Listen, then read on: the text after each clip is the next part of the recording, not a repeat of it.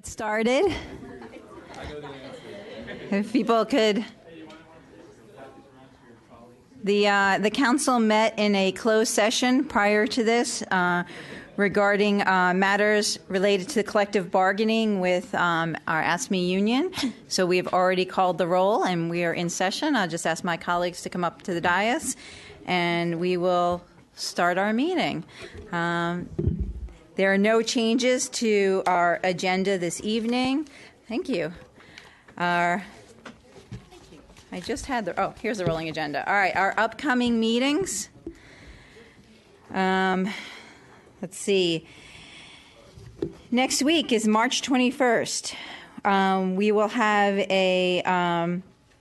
we're having a closed session March 21st as well, correct? And this is not on the rolling agenda yet. We will be having a closed session that evening regarding the Washington Adventist Hospital move, and we'll get that information up on the website soon. We also have a public hearing next week on traffic calming on Fifth Avenue between Eastern Avenue and Orchard Avenue. And next week we have our Safe Grow photo contest winners. So come back next Wednesday and see who won the Safe Grow photo contest and get ready for this year's photo contest. Our voting session next week will be the second reading ordinance approving the FY 2018 budget amendment number 3, and tentatively we have resolutions providing for appointments to committees. Our work session next week is preliminary results of the Tacoma Junction traffic study. This is the traffic study that the city did. And we will have a continued discussion of a draft housing and economic development strategic plan and possible implementation steps. And we have the Commemoration Commission recommendations on street namings. That is March 21st.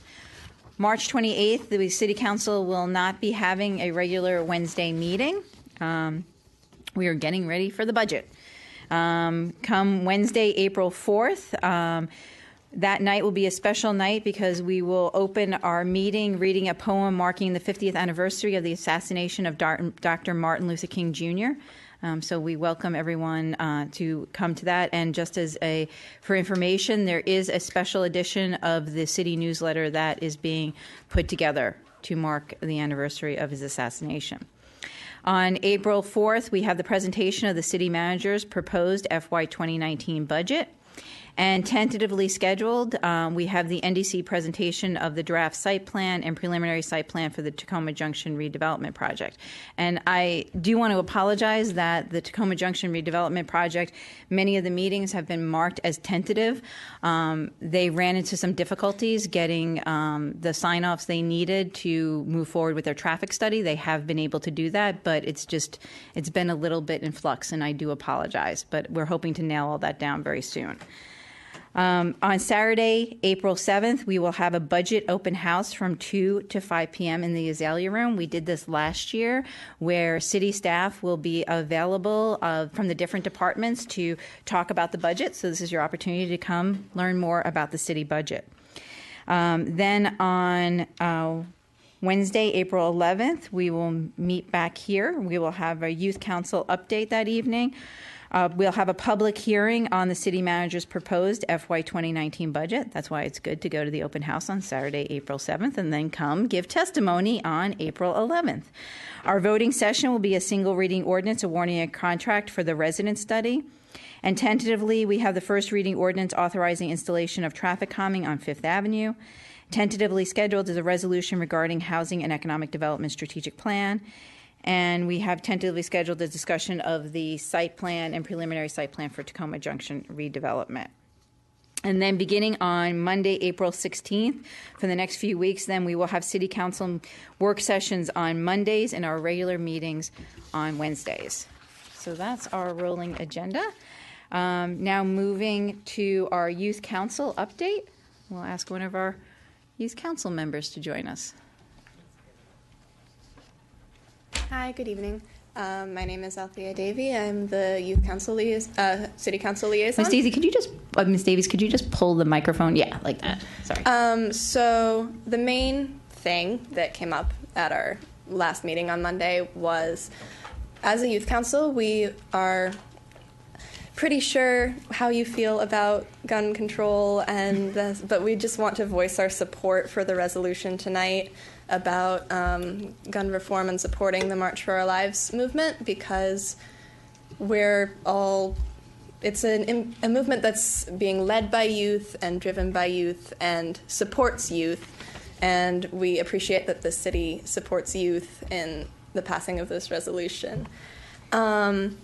Additionally, at our last meeting, we had two special guests. We had our mayor, Kate Stewart, and we had our county council president, Hans Riemer, to talk with us about various local issues, just sort of a Q&A.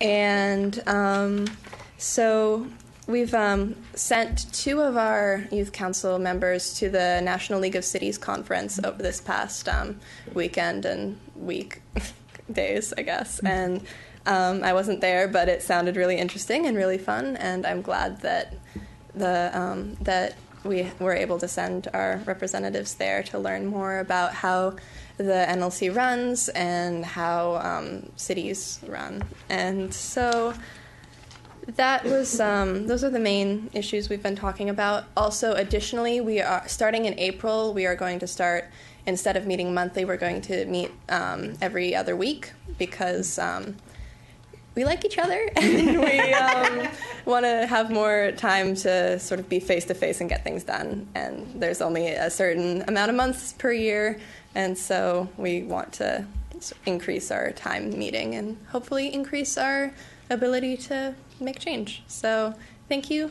That's all for tonight, and see you in April. I mean, I guess. Yeah. All right, great. Thank you so much for the update. All right, now we will open it up for public comments on our voting items. Our first voting item this evening is a resolution condemning acts of gun violence and supporting the March for Our Lives and other efforts to reduce gun violence. Do we have any public comments on that? Okay, seeing none, I will move to our next voting item, which is a resolution affirming our support of the Treaty on the Prohibition of Nuclear Weapons.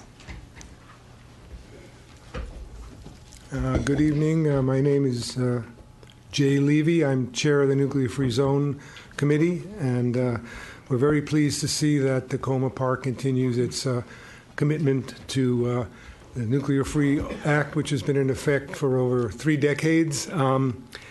At this point, we'd like the commitment of the Council to go one step further and divest its interest in SunTrust Bank, the banking facility that has supported many nuclear-related industries. And I won't go into details, but some of the other folks here might. And we'd like you also to keep us advised of your efforts toward making the city totally nuclear-free. Thank you. Thank you. Hi, my name is Linda Gunter. I live on Grant Avenue. First of all, I wanted to thank Suzanne Ludlow for coming to our Nuclear Free Tacoma Park committee meeting and listening to the representatives from the U.S. nuclear ban. And that appears to have resulted in this wonderful resolution, which I applaud you for doing and commend you greatly. The resolution affirming our support for the Treaty on the Prohibition of Nuclear Weapons. I'd like you to know that if, and I hope I can say when, you pass this, Tacoma Park will become the first declared treaty-compliant city in the U.S. So congratulations. Apparently we beat Berkeley narrowly. They are queued up to do it as well. And I know that this is not really a partisan issue, but it's always nice to know that we are even more left than the left coast. And so I just wanted to commend the council for putting this resolution forward. And thank you for doing it. And there will be probably a little bit of publicity about Tacoma Park's latest first, which I know we're rather good at on a number of wonderful issues. And thank you for the gun resolution as well. I know no one spoke to that today, but as you know, most of our kids were down in the capital area today protesting that. It was a fantastic day, and I really applaud them as well. Thank you. Thank you very much. Also on the nuclear issue, I'm Reed Barron from 6504 Allegheny. I'm his Kostiuk's constituent. I'd also like to thank Suzanne for coming to the meeting and probably putting this in motion. What I have done is some homework because the new Don't Bank on the Bomb report is out. So I've got copies of sort of prefatory material for 7 or 8 pages, and then a page of data that includes SunTrust, and it does show something like $1 billion or, well, 1,000 millions, $1 billion worth of investments in various nuclear-related corporations. So this, I'd have to say, just from looking that over enough to make copies, I sort of began to feel more strongly about this. You know, I have felt strongly about it, but, you know, you see that if also the website is there, so that, you know, it's 180 pages altogether. You see all the people that are involved and how it's fairly substantial commitments to this kind of weaponry. So if you have a chance to immerse yourself in that, I think it's it'll strengthen your conviction. Thank you. Okay, any other comments on this resolution? All right, we'll move to our third voting item, which is the first reading ordinance approving the FY 2018 budget amendment number 3. All right, seeing no comments on that, our last voting item this evening is a resolution authorizing the closing of Ann Street for the Crossroads Farmers Market. Seeing no public comments on that, we'll move to general public comments. Any other public comments on anything you want? Come to the podium, please.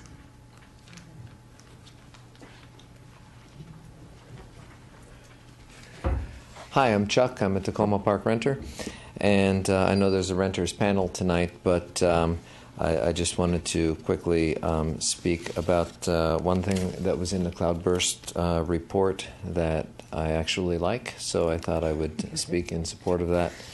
That is regarding the encouraging accessory dwelling units.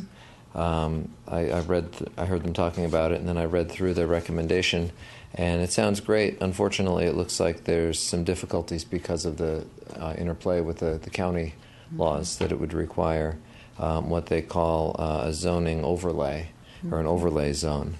So I don't really know how that would work, but I would request, if you would please, to research that and find out exactly what would have to happen to create such an overlay zone, and whatever it takes to convince the county council to allow that. I think that we heard about how there's a shortage of rental housing and so forth, and there's probably a lot of people who would be happy to rent out space on their property that may already exist but not quite meet the criteria in the county law, or build something that's not attached to their home. And it just seems to me that the more options that there are for people to create places to rent to others, the better it'll be for renters in terms of there being more places available to us, as well as perhaps, in addition to the rent stabilization, which I'm extremely grateful for, all of your efforts to keep that in place, that in addition to that, just by supply and demand, that if there are more more apartments available, little houses in people's yards or units above garages or attic space or what have you, that could be another way, in addition to rent stabilization, to keep costs down, because there'd be a greater supply.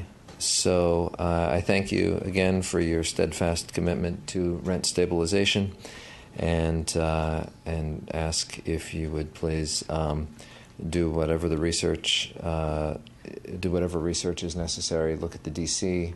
law, maybe have the city attorney do some research into other localities, or exactly how to create such an overlay zone, and what would really be ideal, beyond just the paragraph in their report. Really think it through and think about what are all the different things that can be allowable to maximize the number of opportunities for people to rent out portions of their property. Thank you very much. Thank you.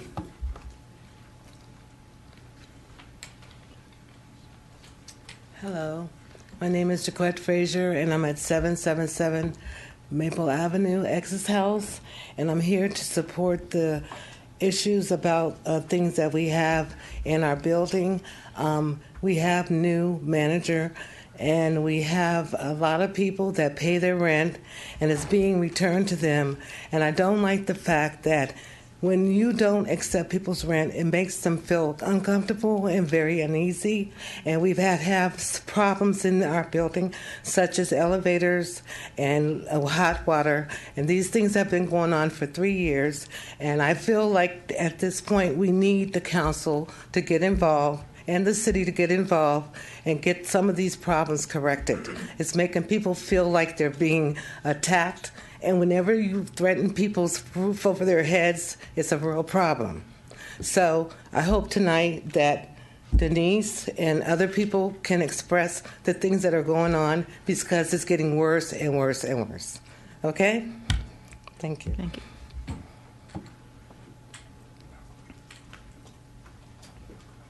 Hello, my name is Chiquita Boyd, and I have a few of my residential family members here. We're all with Essex House.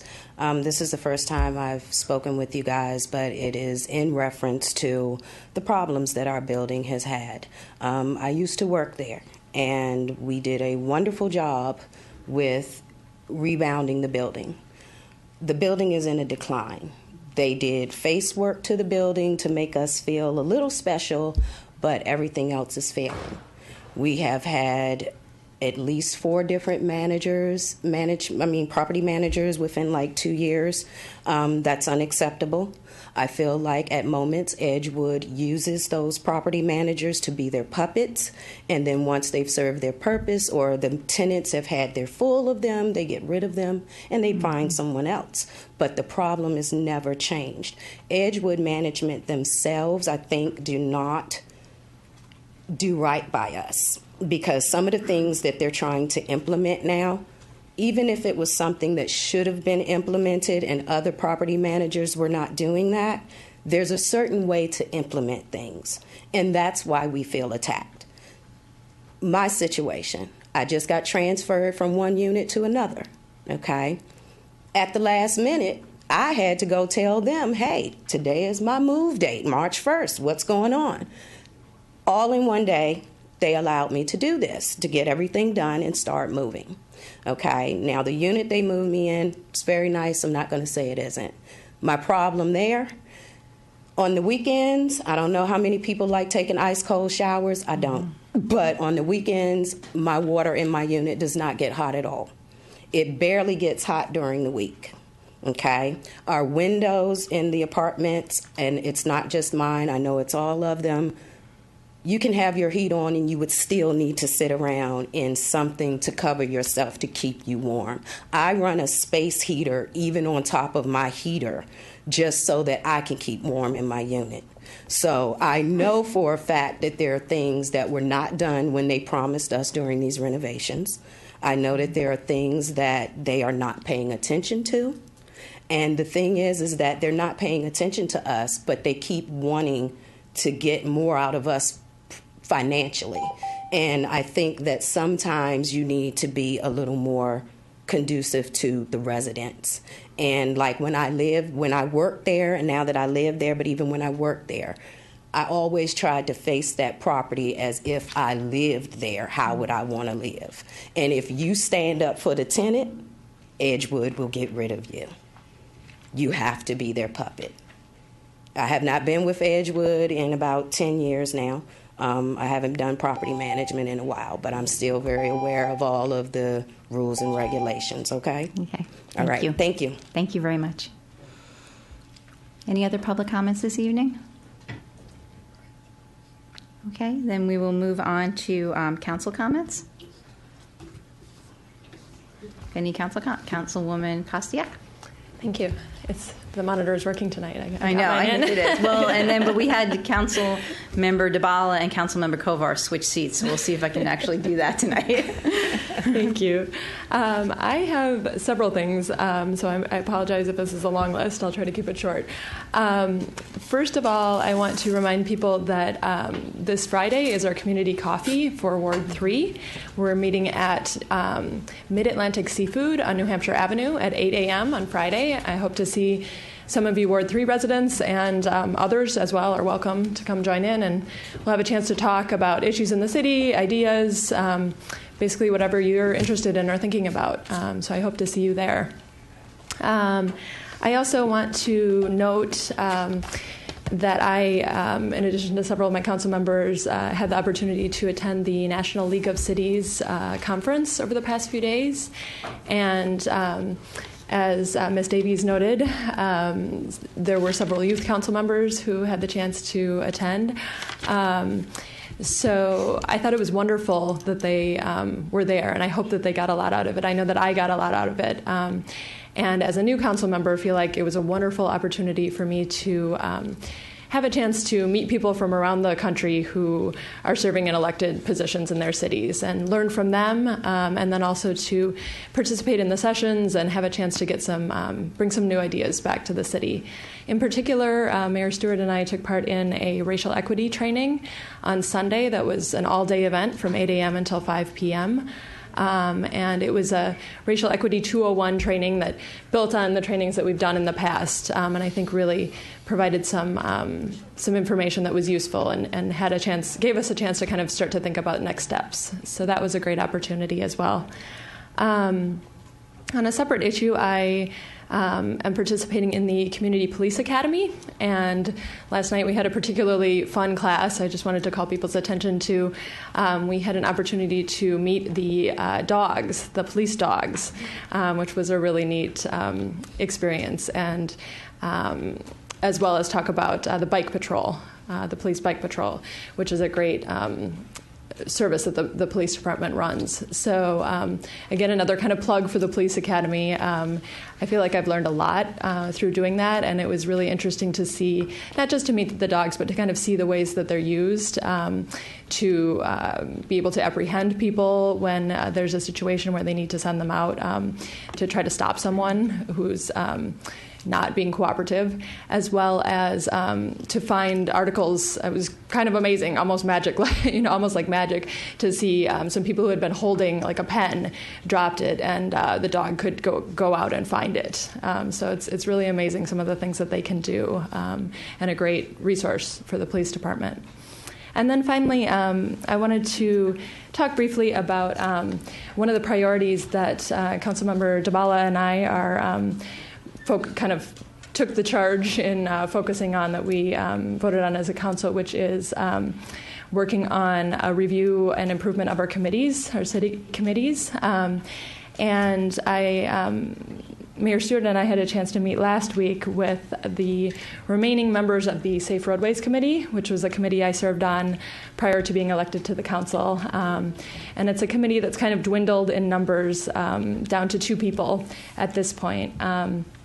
And we talked with them a little bit about what they felt like was important for their committee, and kind of broadened that out as well to discuss whether they might be interested in helping us in the process of reviewing the committees at large, and thinking about some of the different ways that we could improve them. And they expressed interest in that, and so I think it would be a good idea for us to go ahead and work with them, kind of in taking the lead, if everyone's okay with that, in kind of addressing that issue. And we talked about some great different kind of brainstorming in terms of what we could do for committees, maybe getting more council member involvement with the committees, improving staff connections with them, and a whole variety of other things.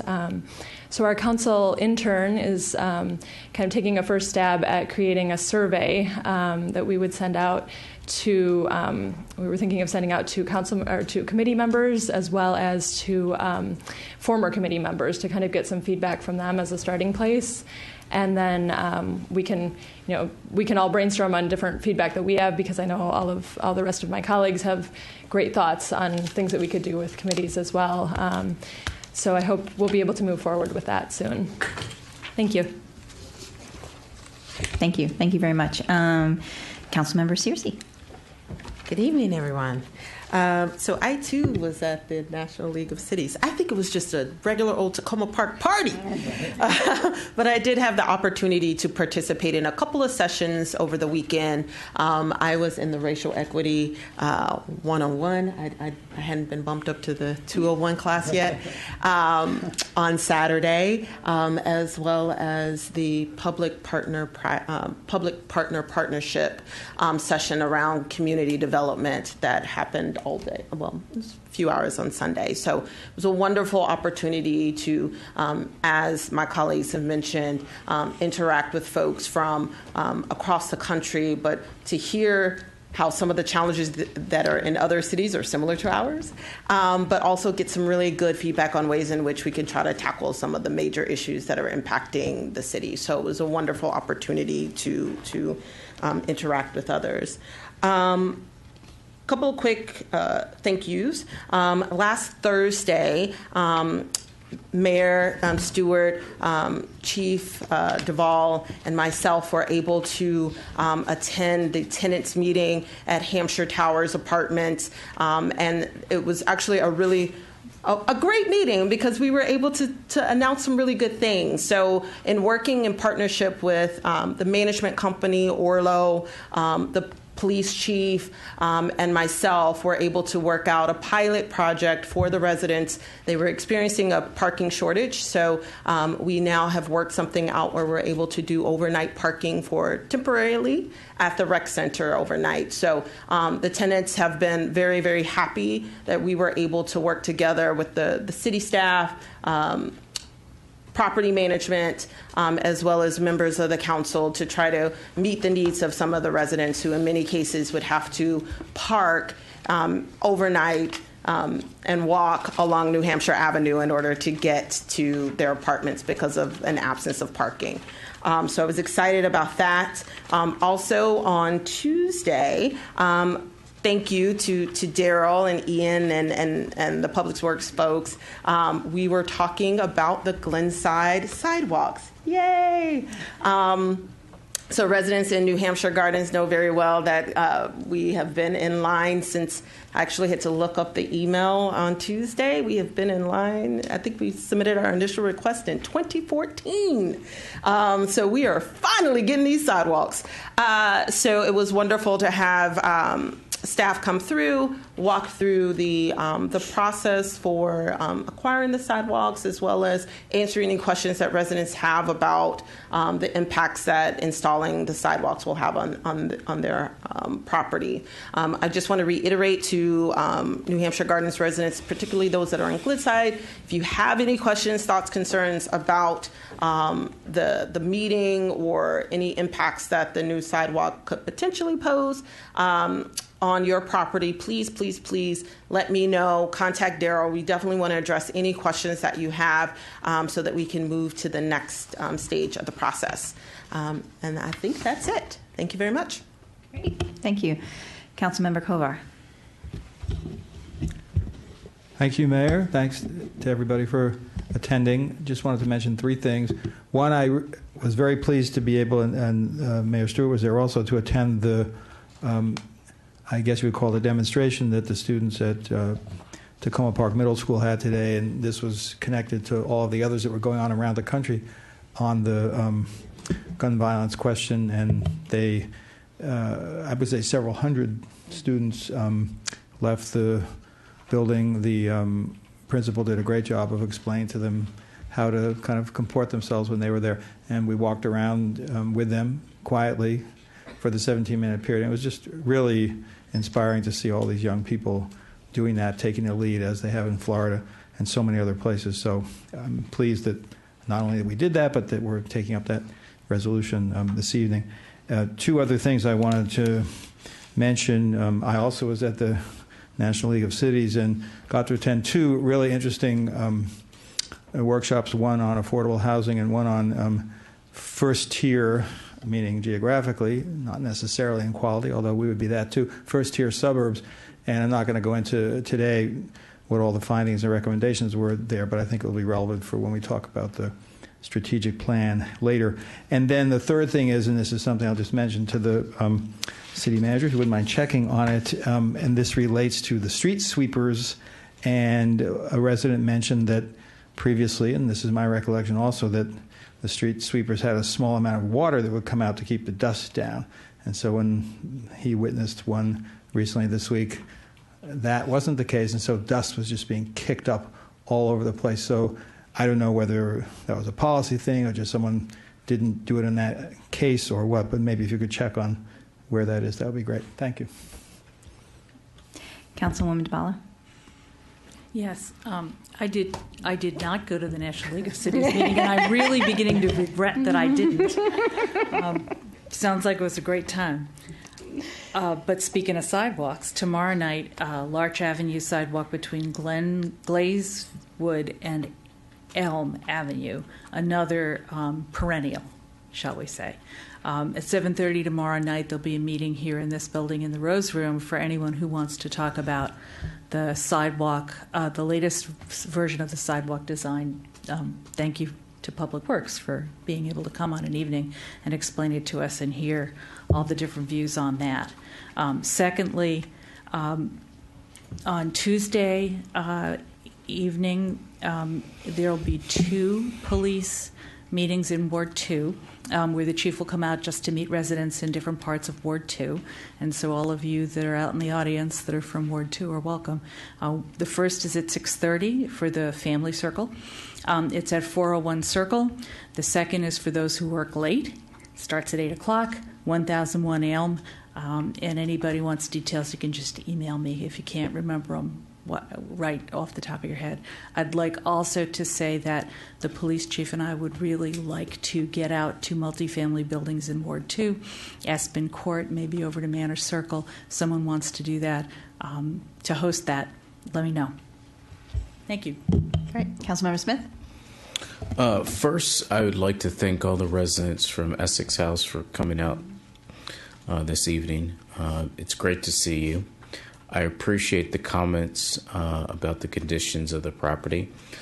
These are issues that I've been working on since I got elected and Essex House became a part of Ward 5.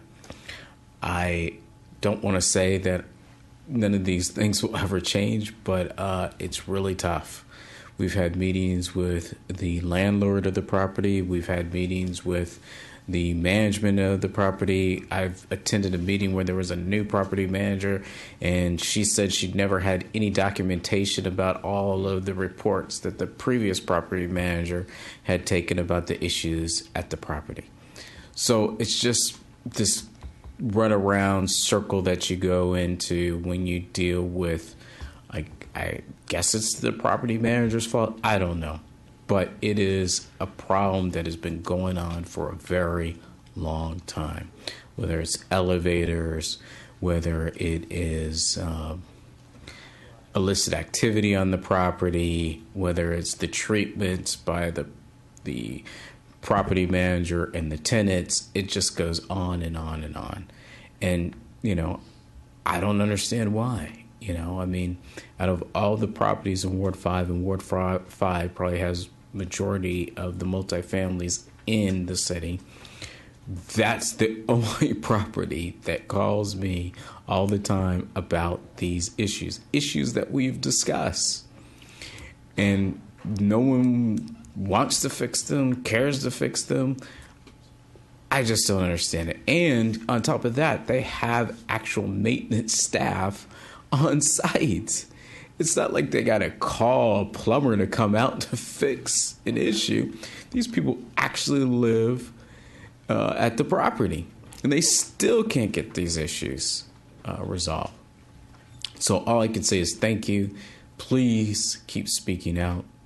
The only way I think that we make any headway is you got to put these comments on the record all the time, every week. Because, I've been in these meetings. I've sent things to staff. I've sat in meetings with the leadership of both companies, the property manager and the landlord, and nothing has been resolved. Tomorrow, I wanted to remind my colleagues that there will be a luncheon that I'm hosting as president of the Montgomery County chapter of the Maryland Municipal League in Annapolis. This is an opportunity to meet delegates and senators in the General Assembly and their staff. It's really important to talk to their staff because they do a lot of the work. So get business cards if you have issues that are outside of some of the legislative priorities that we have as a council. This is the time to talk to people. Later tomorrow evening, there will be a meet and confer meeting with the county council.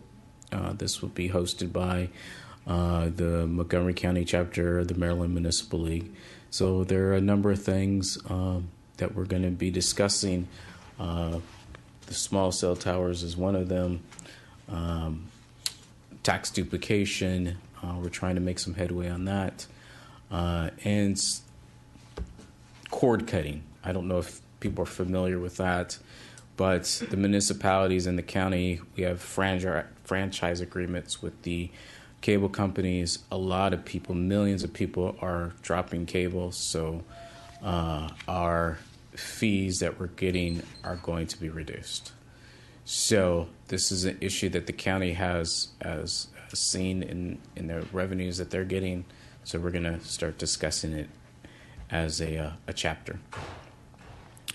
I also attended National League of Cities, I guess like everyone else, but I had an opportunity to go to what is Advocacy Day, and that's when you go to the Hill and talk to the members and their staff about the priorities that the National League of Cities has come up with. And this year, our major priority is infrastructure.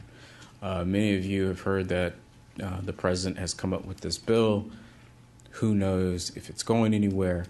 But members of Congress are very interested in figuring out a way to pay for infrastructure, whether that's the gas tax, whether that's other new financing mechanisms.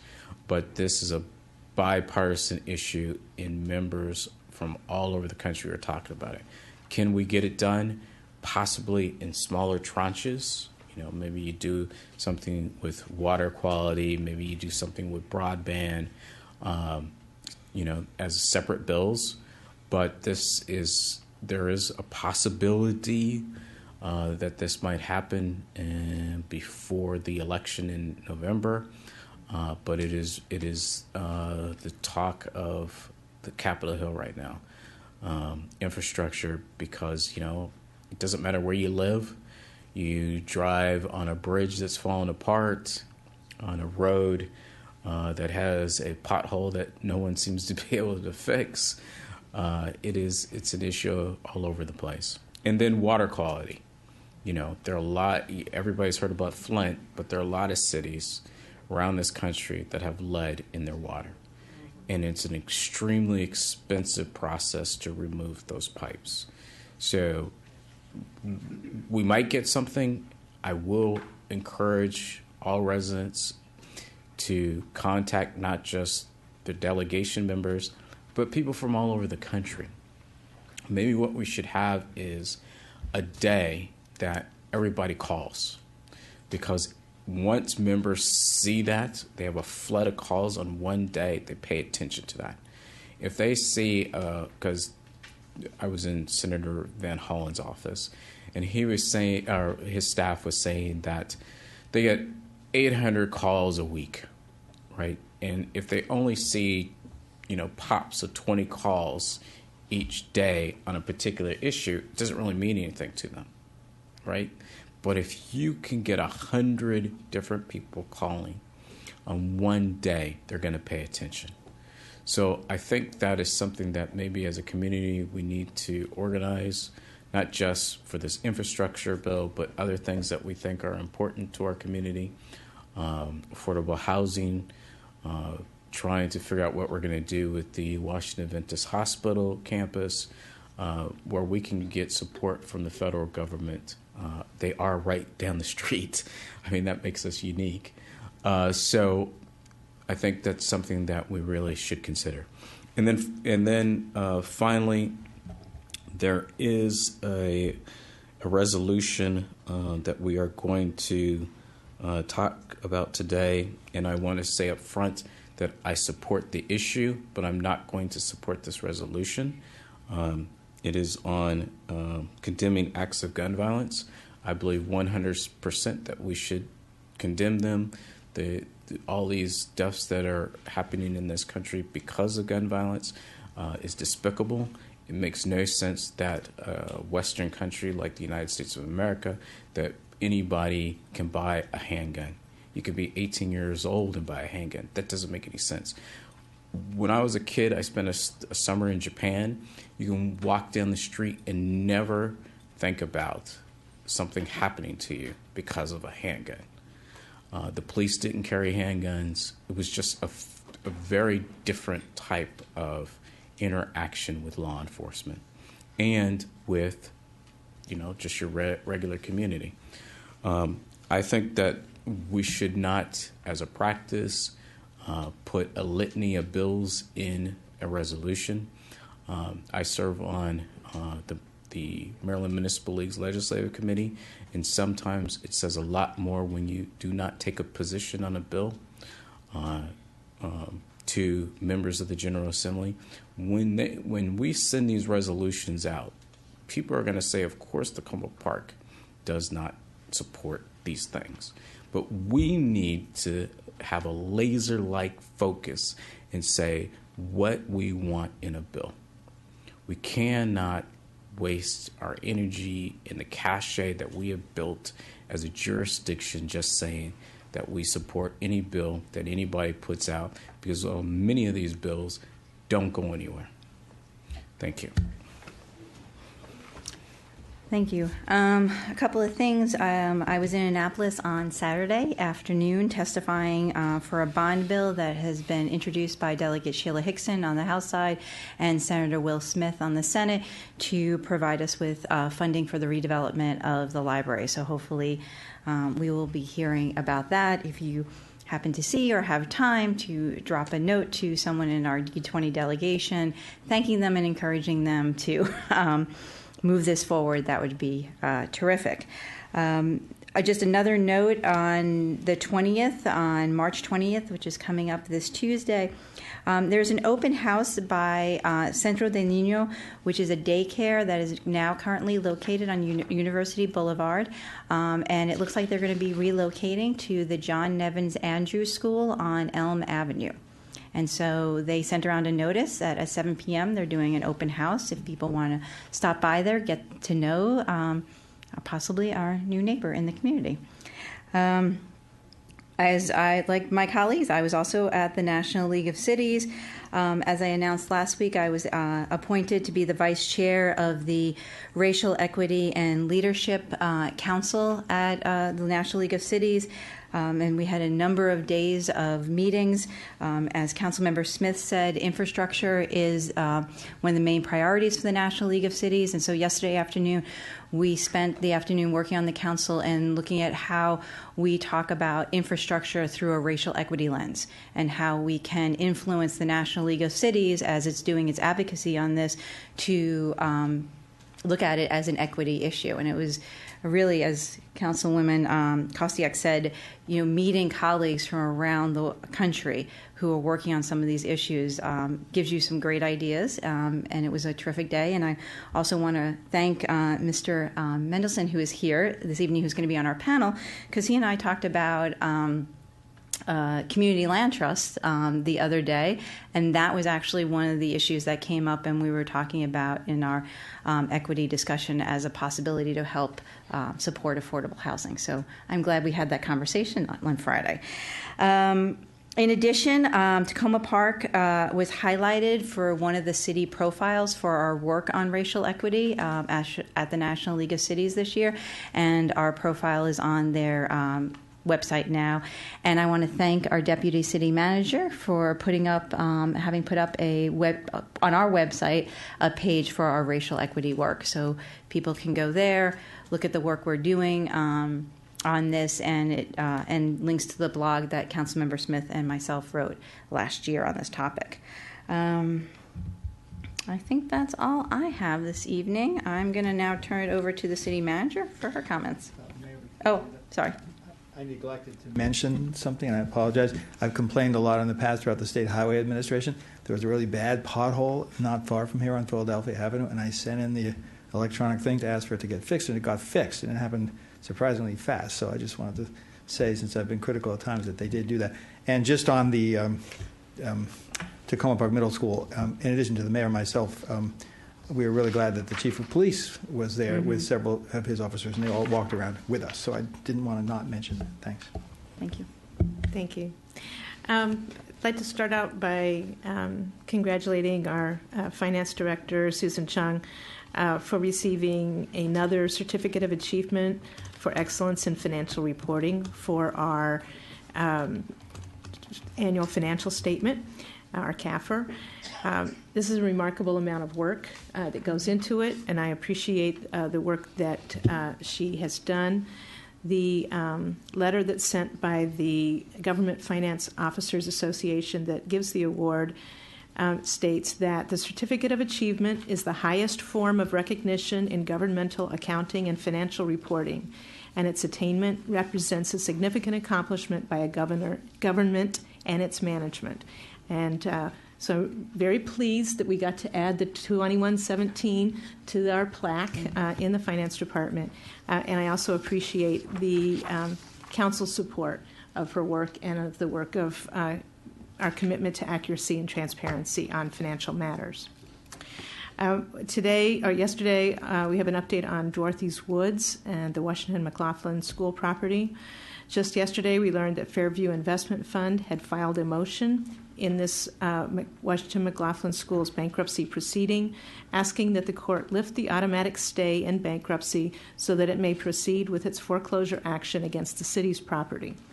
By way of background and explanation, under federal bankruptcy law, when an individual or business files for bankruptcy, the filing results in an automatic injunction that halts any pending lawsuits by creditors against the debtor, in this case, Washington McLaughlin Christian School's bankruptcy filing in 2017 halted Fairview's foreclosure action that was pending in the circuit court for Montgomery County against the two owners of the property subject to Fairview's liens, which were the City of Tacoma Park and the Washington McLaughlin Christian School. The Bankruptcy Code authorizes the lifting of the automatic stay when there is good cause and expressly requires the court to lift the stay when the debtor does not have an equity interest in the property at issue. Because Washington McLaughlin Christian School no longer holds an interest in the city's property, we anticipate that the bankruptcy court will lift the stay and allow the foreclosure action to proceed. And we are keeping information about all of this on our project directory under Dorothy's Woods. Wanted to note that we've gotten an update on the Pepco Tacoma Sligo project. Weather permitting, Pepco's contractors plan to start work at the DC line on Tacoma Avenue on March 26th at around 9 a.m. Before the 26th, they will spray paint the layout on the pavement and beyond. About a week before construction starts, no parking signs with future dates and times will go up at the project location. This is a fairly big project. I know it concerns Ward 1 very much, and we do have information both on there's information on the Pepco's website as well as on the city's utility work project page. I'm providing some information on snack options for the city programs, and I realize that one thing got left out here, so I'll also email this additional information to you. But Council recently requested information regarding the types of snacks that we provide in city recreation programs. We tend to only provide snacks for our aftercare and some teen programs. We've moved as close as possible to the Healthy Eating and Physical Exercise Act standards with the resources that we have. Our aftercare program offers one fresh or healthy snack per week, like apples, oranges, grapes, carrots, etc. On Fridays, we have fresh popcorn. Additional snack options include fiber granola bars, Cheerios, whole wheat mini squares, veggie straws, animal crackers, fruit leather, mini muffins, crunchy honey and oats bars, pretzels, string cheese, and yogurt. We try to keep the snacks high in fiber and low in sugar and carbohydrates.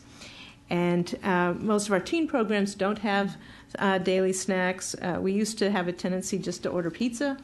We've moved away from that. And we now provide healthier options such as veggie straws, Nutri-Grain bars, that kind of thing. 100% juices, and cheese crackers. I just want to give an example. This is the part that I left out. In a 2-week period in February for our after-school program, on Monday there were Goldfish crackers, Tuesday Belvita crackers, Wednesdays apples, Thursday animal crackers, Friday popcorn, and then the following week string cheese, Go-Gurt, carrots, Cheerios, and popcorn.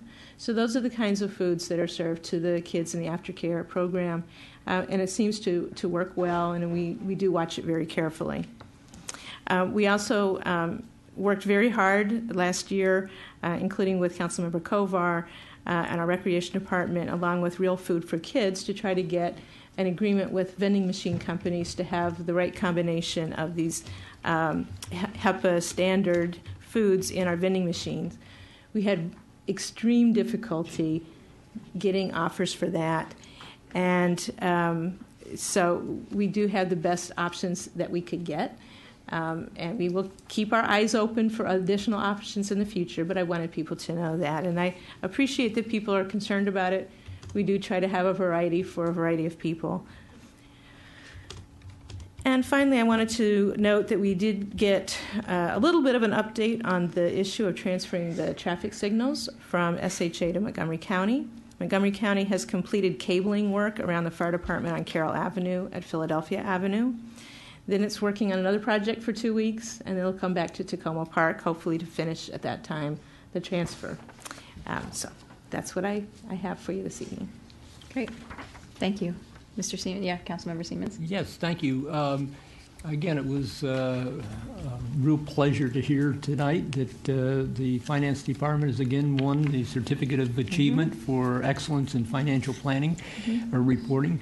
And I just would like to let those people who may not be familiar with this know, the community members and newer council members, that this is not just another boring announcement. It's been repeated so many times over the past few years, but it's actually a major accomplishment, and it does show that our finance department is doing a distinguished job, and I thank you for leading that. Yeah, I was here this weekend and saw that in the mail, and I was really thrilled. Yeah, thank you very much. Great. Thank you. All right. Let's see now. We'll move on to a legislative update from our Deputy City Manager. Thank you, Mayor. Very quickly, the only update I have is that I submitted testimony opposing Senate Bill 1188 and House Bill 1767. As written, these bills represent a coordinated national effort by telecom companies to prevent public input and limit local government authority as it pertains to the installation of cellular equipment and poles and public rights-of-way. On the surface, what's being communicated by the telecom companies is that installation of these types of facilities will improve coverage, broaden networks, things like that, which is true. But the bill, as written, would permit installation of poles up to 50 feet in height and equipment boxes measuring up to 28 cubic feet throughout municipalities, including residential neighborhoods, without consulting with neighbors or the local government. And for that reason, we're standing with the Maryland Municipal League and municipalities across the state in opposition to this bill. Great. Thank you very much. All right. With that, we'll move on to our voting session. We have a resolution condemning acts of gun violence and supporting the March of Our Lives and other efforts to reduce gun violence. I believe you have an orange copy in your folder the city clerk gave us with a couple of small changes that were asked. I just want to take a moment before we discuss this and move it to first thank our council member Kostick for putting this together. This took a lot of work to work with our lobbyists in Annapolis as well as our police chief to review the bills that are being introduced in Annapolis and decide which ones to include in this, and then pull this all together. So I just want to say thank you for taking this on and doing all the legwork for the rest of us. We appreciate it. And as Councilmember Kovar mentioned, we, along with our chief today, were at Tacoma Park Middle School when they did their walkout, and it was a great event. I am so glad, again, I know I've probably repeated this every day since we have our new police chief, that he is here, because having our police chief and a number of our officers with us today, with the young people, it was a very powerful event to walk around the school for 17 minutes. And those young people walked in complete silence for 17 minutes.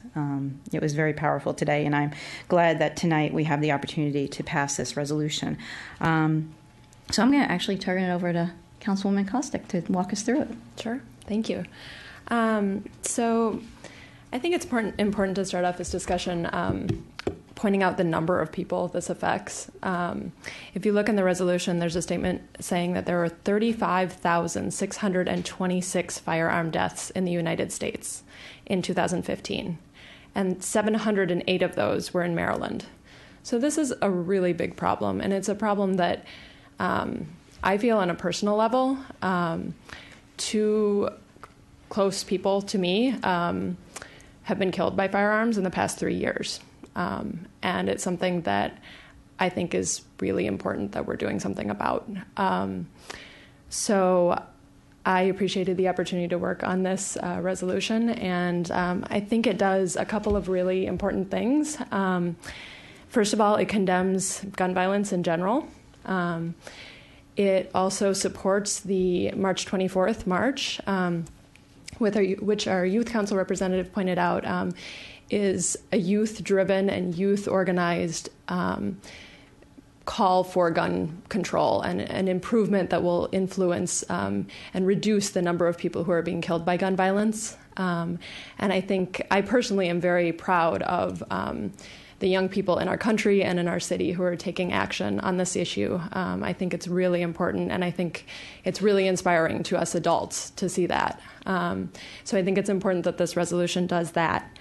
It also supports other efforts to reduce gun violence in general, and I wanted to make sure in particular that this resolution called some of those out, because while in this particular case we have kind of been mobilized by this mass shooting and school shootings, I do think it's really important to note that a large number of the people who are impacted by shootings and firearm deaths are young people of color in low-income neighborhoods and who do not always get that much attention. And so I think it's important to note, and I tried very hard in this resolution to include some information about that and to support some of the efforts of activists to call attention to that as well.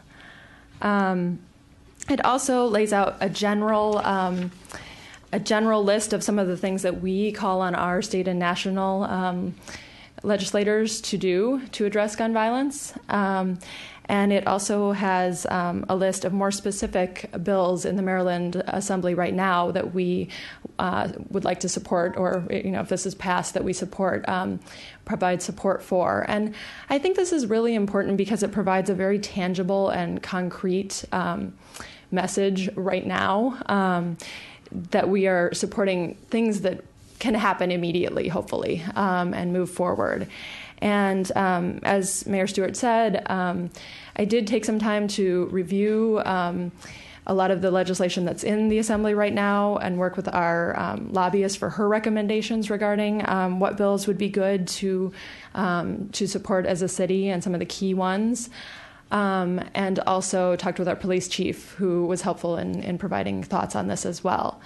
So just to kind of briefly lay out, I'm not going to take a lot of time to list it all, but I feel like the bills that are in here support a broad range of different things and different efforts to reduce gun violence, ranging from banning rapid-fire triggers to eliminating the Handgun Review Board and replacing it with something more effective. This is a group in the state that reviews there's a restriction on concealed carry in Maryland, and this is a group that reviews that, appeals of that, and has increasingly allowed more and more of them to be allowed. So this would change that and improve the restriction on concealed carry.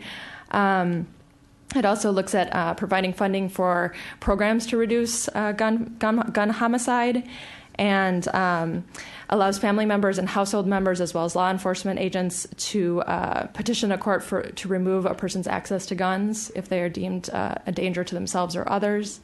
And finally, another one provides written notice to a defendant who is being charged with a domestic violence crime that it is illegal to have guns, and to set up a process for taking their guns back so that they don't have those if they're convicted.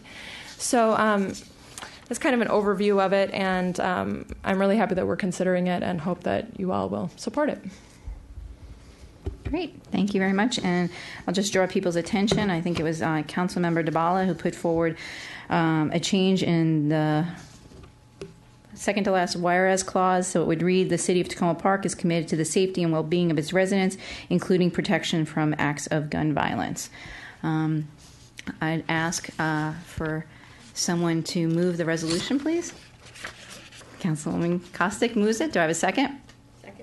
Councilwoman Searcy seconds it. I almost made your first and second name. Combine them there. Any other remarks or discussion on this resolution? Councilmember Smith.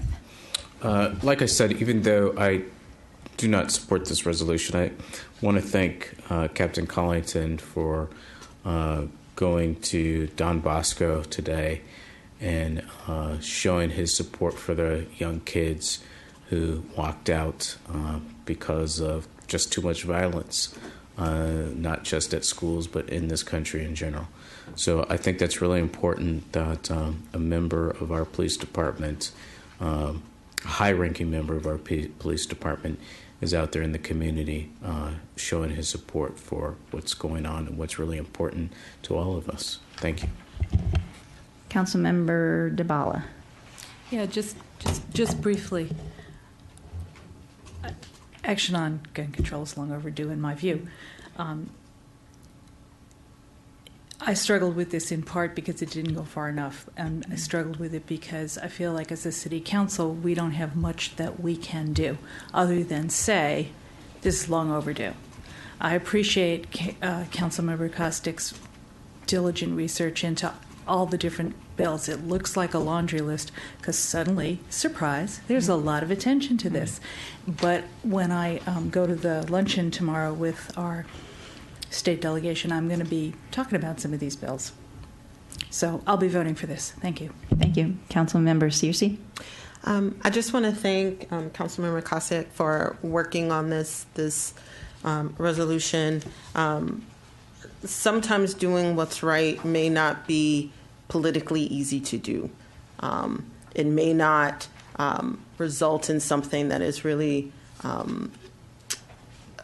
a political law or something that can easily be enforced, but it is the right thing to do. And there were some aspects of the resolution that I did question. I was like, well, I don't want to go against parents who don't want their kids to leave school, But at the end of the day, we have to side with what's right.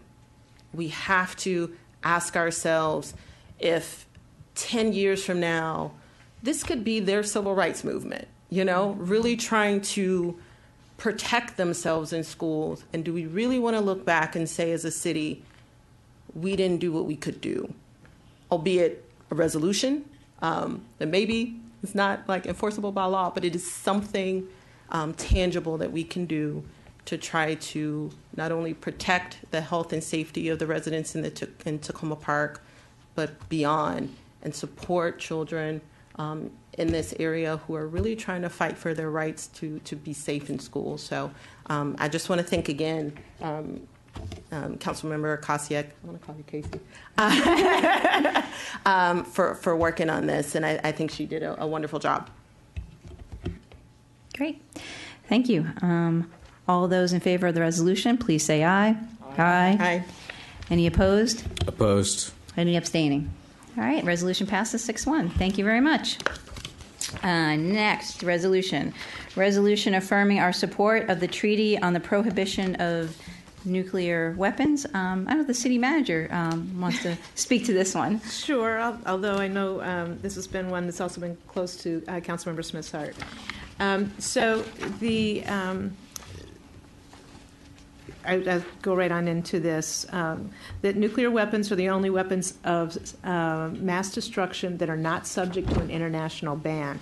And the Treaty on Prohibition of Nuclear Weapons would establish a ban on those nuclear weapons. It was adopted by 122 nations in July of 2017, was opened for signing in September of 2017.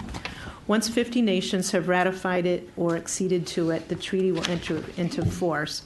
The United States has declined to sign it, and so cities and states are encouraged to take their own steps to comply with the treaty by not investing in the 26 companies that make nuclear weapons, not purchasing products or services from the companies, and prohibiting all other nuclear weapons-related activity within their borders, within their under their spheres of control.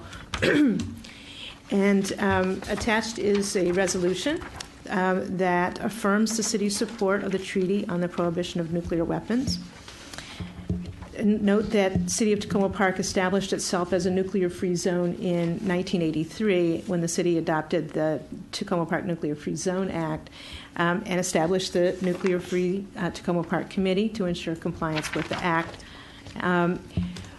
We've been a leader in this for many years. I know the committee does a lot of education, and there's a couple points. Some of these provisions were added, and just wanted to highlight that whereas nuclear weapons testing programs have historically caused harm to people of color, including residents of the Marshall Islands, who endured numerous U.S. nuclear tests between 1946 and 1958, and destroyed valued land and caused long-term health problems. And whereas nuclear weapons have been the only weapons of mass destruction not subject to a categorical ban, despite the catastrophic consequences that would result if they're used again. And where the treaty establishes the same standards for all nations and embodies the principle that there can be no safe hands for nuclear weapons, and added whereas clause that the recent nuclear weapons and missile tests conducted by the Republic of North Korea and the rhetoric from the White House encouraging a nuclear military response from the United States are further evidence of the need for the treaty. And it's now therefore be it resolved that the Council of the City of Tacoma Park endorses the efforts of the International Campaign to Abolish Nuclear Weapons, it's ICAN, to promote adherence to and implementation of the United Nations Nuclear Weapons Bans Treaty, and be it further resolved that the City Council affirms its support of the Treaty on Prohibition of Nuclear Weapons and urges other cities to become nuclear-free zones. Now, I didn't know that we were the first, though, in the United States, so I'm happy to document that and share that information. Great, thank you. Thank you. Councilmember Smith, did you have? I just want to say that I'm delighted that we have this resolution before us. I think this is an extremely important issue.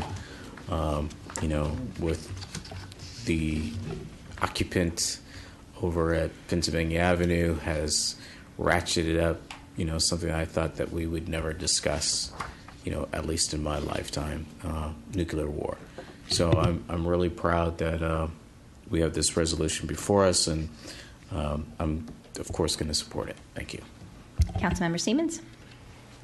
Thank you, Mayor. And again, I appreciate having this before us. I think it's of utmost importance in this world today, and of growing importance, unfortunately. But I would gladly second this after Councilmember Smith moves it. All right.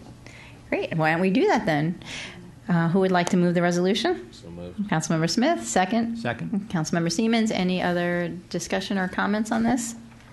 All right, and I would just like to say thank you to our Nuclear Free Committee for continuing to bring these efforts and for hosting the meeting that our city manager was able to attend. And I hope in the future you have more meetings and more of us are able to attend them. So thank you so much. And we are continuing to work on the broader investment plan, and have actually identified, finally, a consultant who can hopefully provide us some good guidance on that. So more to come on that soon.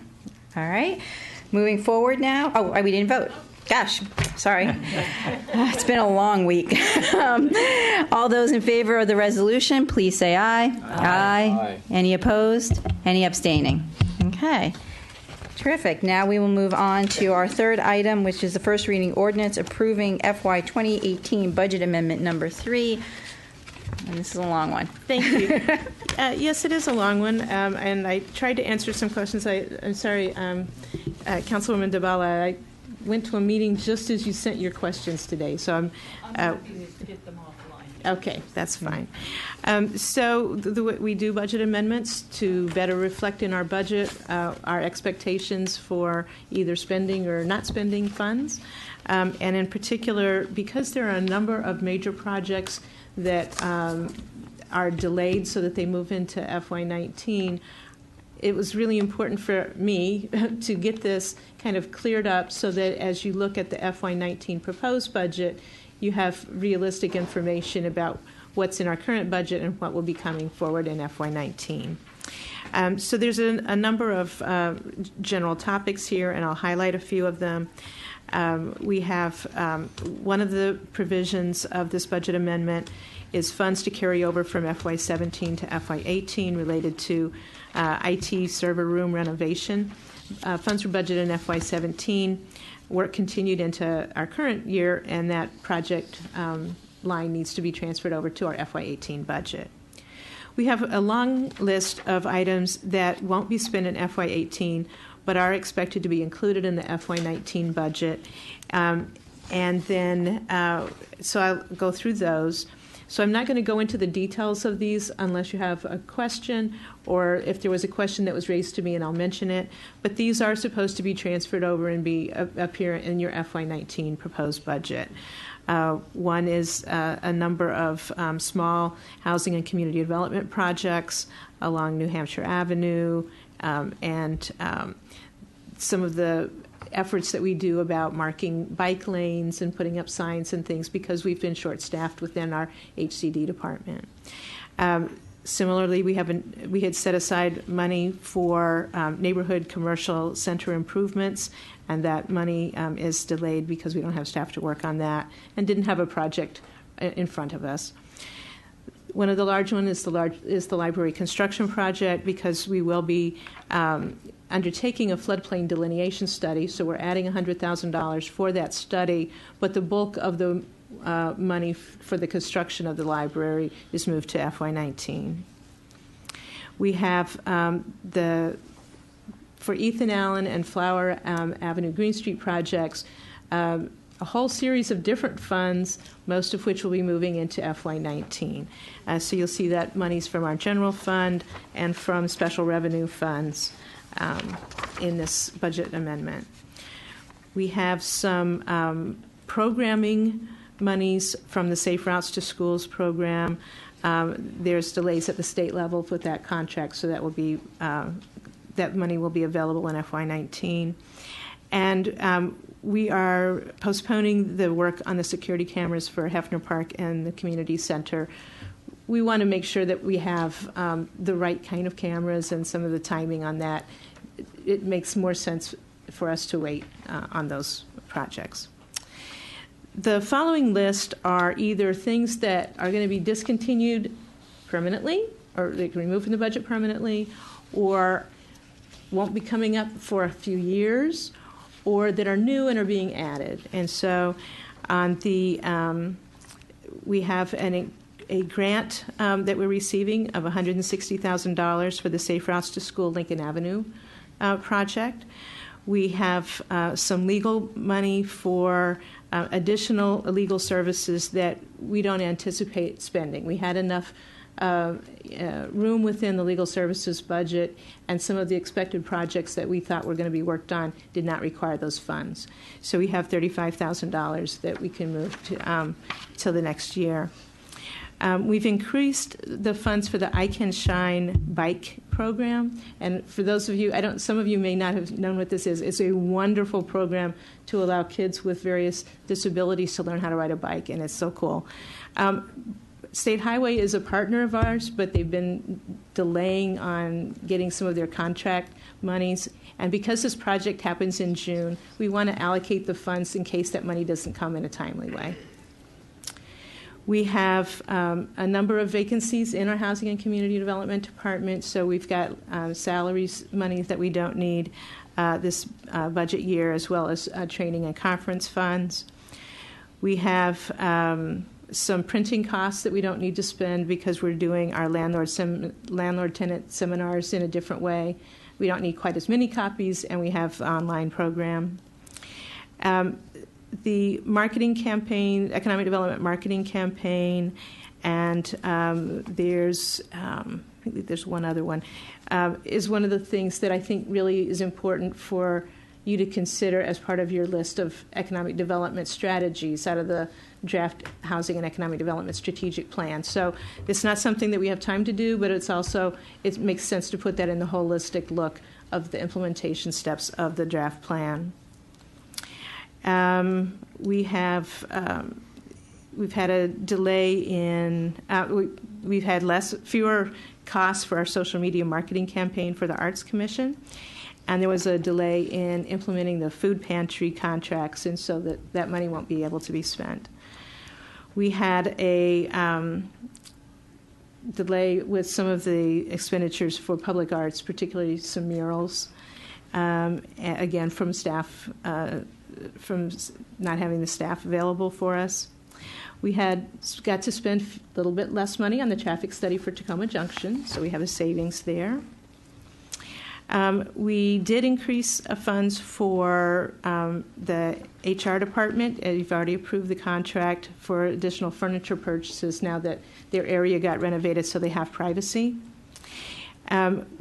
We're purchasing a lactation station. We've had a number of women who have been nursing and not having good locations for them to do that in private.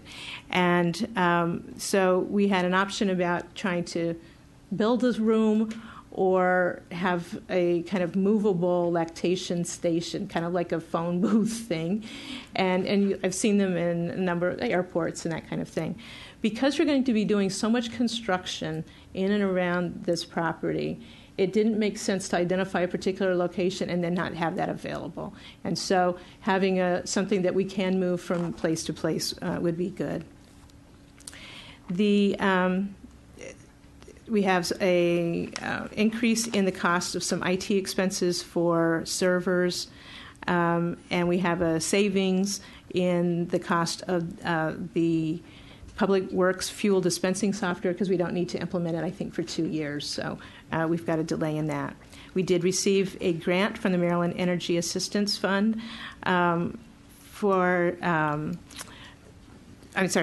we have completed a grant from the Maryland Energy Assistance Grant, so that those monies are reduced, but we received a grant from the MEA's Low Mod Home Energy Program for $40,000 for some of those improvements, and we're really glad because that can complement some of our other programs that we have. We also had a few transfers among accounts. Several transfers are to put the money in the right accounts for some furniture purchases and that kind of thing. And the other one was just a glitch, a misallocation of the contract for the Housing and Economic Development Strategic Plan, where we were paying out of one account, but we should have paid out of a different account. So we're just transferring that information around. Altogether, we have a general fund net decrease of $4.5 million with this, and a special revenue fund net increase of $157,000. As you could hear from that description, a lot of this will be showing up as part of the discussions in your FY19 budget. Councilmember Siemens? Thank you, Mayor. Yes, as you can imagine, I'm disappointed to see the reduction of the needed security cameras at the Hefner Park. And I'm wondering if there isn't any reason that this shouldn't be just transferred to the next fiscal year, if in fact the scheduling is a problem. I think we intend to. We probably will change the kind of camera. I mean, we're working on that system, but we very much want it there. So we will try to expedite that. So that'll be back in your proposed budget then this year? I anticipate, yes, it will. Wasn't that, we have that in the list, right? Yes. Part of the issue is that given a new set of eyes on what our needs are and what technology we're currently using, we need to reevaluate what our needs are and what technologies are available to meet those needs. So we need to figure out exactly what dollar amounts we're going to need in order to get the closed-circuit TV system in this building overhauled, as well as new systems put in place at the rec center. And you anticipate that for this coming budget? Yes. In fact, the IT manager and I were just talking about it yesterday, and we have more discussions to have about it, which will include conversations with the city manager about what will be needed in the FY19 budget. Yeah, I mean, it's a priority for me. I think we've needed it for some time, but we need to get the right equipment. I'll agree with that part. Thank you. Okay. Councilmember Searcy? So I was a little disappointed to see a number of the economic development activities that were previously planned not being able to move forward due to staff turnover. And I know that we've had lots of discussions about the impact that the economic housing and economic development plan, strategic plan will pose on staff workloads. One of the things that I would highly encourage staff to do is, as we enter into discussions about budget, particularly as it pertains to staffing, to clearly communicate how some of the things that we're saying now that we might have thought were important, planned to, allocated money to do, but we're unable to do because of staffing, that actually gets denoted to a person. And that if we are hiring or asking for additional FTE, that we are clearly thinking about ahead of time what that FTE will do. So to some degree, I would love to be able to see, specifically as it relates to HCD, a breakdown of what we're doing now, how many FTE, what we would like to do, how many FTE would need to be allocated to that. Because what I would hate to see is us in another situation where we're putting funds towards projects that we're unable to complete because of staffing shortages. Absolutely. I certainly will do that.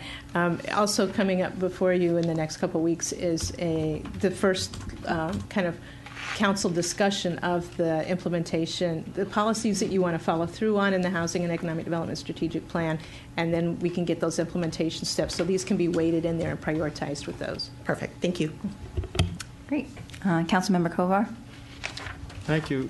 Just a couple of more general questions. A specific one on the cable grant. So that's a separate pot of money, right? That's the cable money. So although that's being transferred and it has to appear in the budget, that doesn't have a direct effect on the budget that we're funding. It doesn't. Tax taxes, money doesn't right? get involved in that. Right. Okay. So that's a separate pot. And then, so for the funds that will not be spent in FY18 but are expected to be included in the 19 budget. So can you just talk a little bit about how that part works? Because that's always been a challenge to sort of see what that means. So there's a net reduction of $4 million, and presumably about the same of an increase next year, but that's money that's already been appropriated, right? That's right. So what this does is it just basically makes the funds that are the revenue that's there for these projects to stay in a pot to be used in FY19. Because otherwise, it's not new money. It's just. But it couldn't be used. It was just kind of left behind in this year's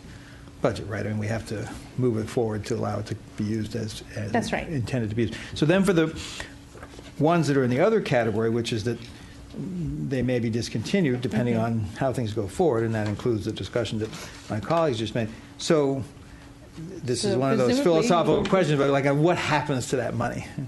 It's in the same thing. It's in the pot of money that's available. That goes as part of the money that's available for you to identify the projects that we spent on, and you don't need to raise additional new tax money if there's money there. So but that could also just go into existing departmental activities. It doesn't per se have to be used for new projects. Is that right? Right. It's funds to be spent. It's revenue, and then you have to appropriate it however you appropriate it. Okay. And so the amount the net amount of what you're proposing in this amendment that is in that category is how much again? That is not being spent as opposed to being shifted with the intention that it would be spent? I'm sorry, I don't have it broken down that way. I'll go back and look. Okay, it'd be good to just I'll have that for understand next that. time. And I think there was one here, and I apologize, I'm not just seeing it right now, where it said there wasn't time to get to it in the current year, right? Wasn't there one that said the project? I mean, it's a staffing issue, and we Right, so really have that- had a rough time. Right, so that, I mean, I just want to understand that. I mean, so there are bandwidth questions attached to anything that we say we want to spend if Right. we can't get to it, right? Right. Were any not in that category, but not because staff left, but just because things were kind of too busy? And like the staff we thought could do it were there, but it just turned out that there was too much else going on. Does the question make sense? Some of it is that. Yeah. Some of the others, sometimes certain employees have a specialty, and we had some folks who were very good with bike-related stuff, and so sometimes there's that, but often it's just bandwidth. Okay, thank you. Councilmember DeBala? Yeah. So I'm the one that sent you the list of 6 questions a little too late for you to answer them. Sorry about that. I'll only ask the ones that are maybe generally appropriate and hope that we can just get the details this does come back for a later. second reading, so Yeah, I'm happy exactly. to respond in the meantime. So I'm going to assume that some of the specific ones will get answered later. But generally, in several of these, there's grant funding identified. Mhm. And so generally, is that money in hand, or does it depend on work to be paid still based on work to do? And what I'm concerned about is that I would just like a heads up if there's a delay in any of these. This is a long list, but if there is a delay in any of these that would put funds for a particular project at risk next year, I would just at some point like a heads up on that. Yeah, I don't believe that any of these are in that category. And I certainly, if there is a deadline to it, I would let you know. Normally, the way that most of the grant funds work is that the grant funds are identified, then you do the project, and then you get reimbursements up to that amount. And so, As long as there's not a deadline in the grant, which you say Right, which we you're watch, on top of. yeah. Okay, great. I also noticed some of the economic development money, landlord-tenant efforts, et cetera, that were in the decrease list as opposed to the delay list. for And I hear landlord-tenant, it what was you're simply saying, a I'm print. just- It was mostly printing costs Yeah. that we didn't need to have them as hard copies to the 'cause we're level going that we online had on a lot of previously stuff. had. I yeah. remember that one, okay. On the Maryland Energy, the first of the 2 energy assistant grants, where the city complete the project under budget, or Yes, it was. You had to match it to some things, and, so we and did- that's we- why both the revenue and the expenditures went Right. down. Okay, great. How often does that happen? That's pretty cool.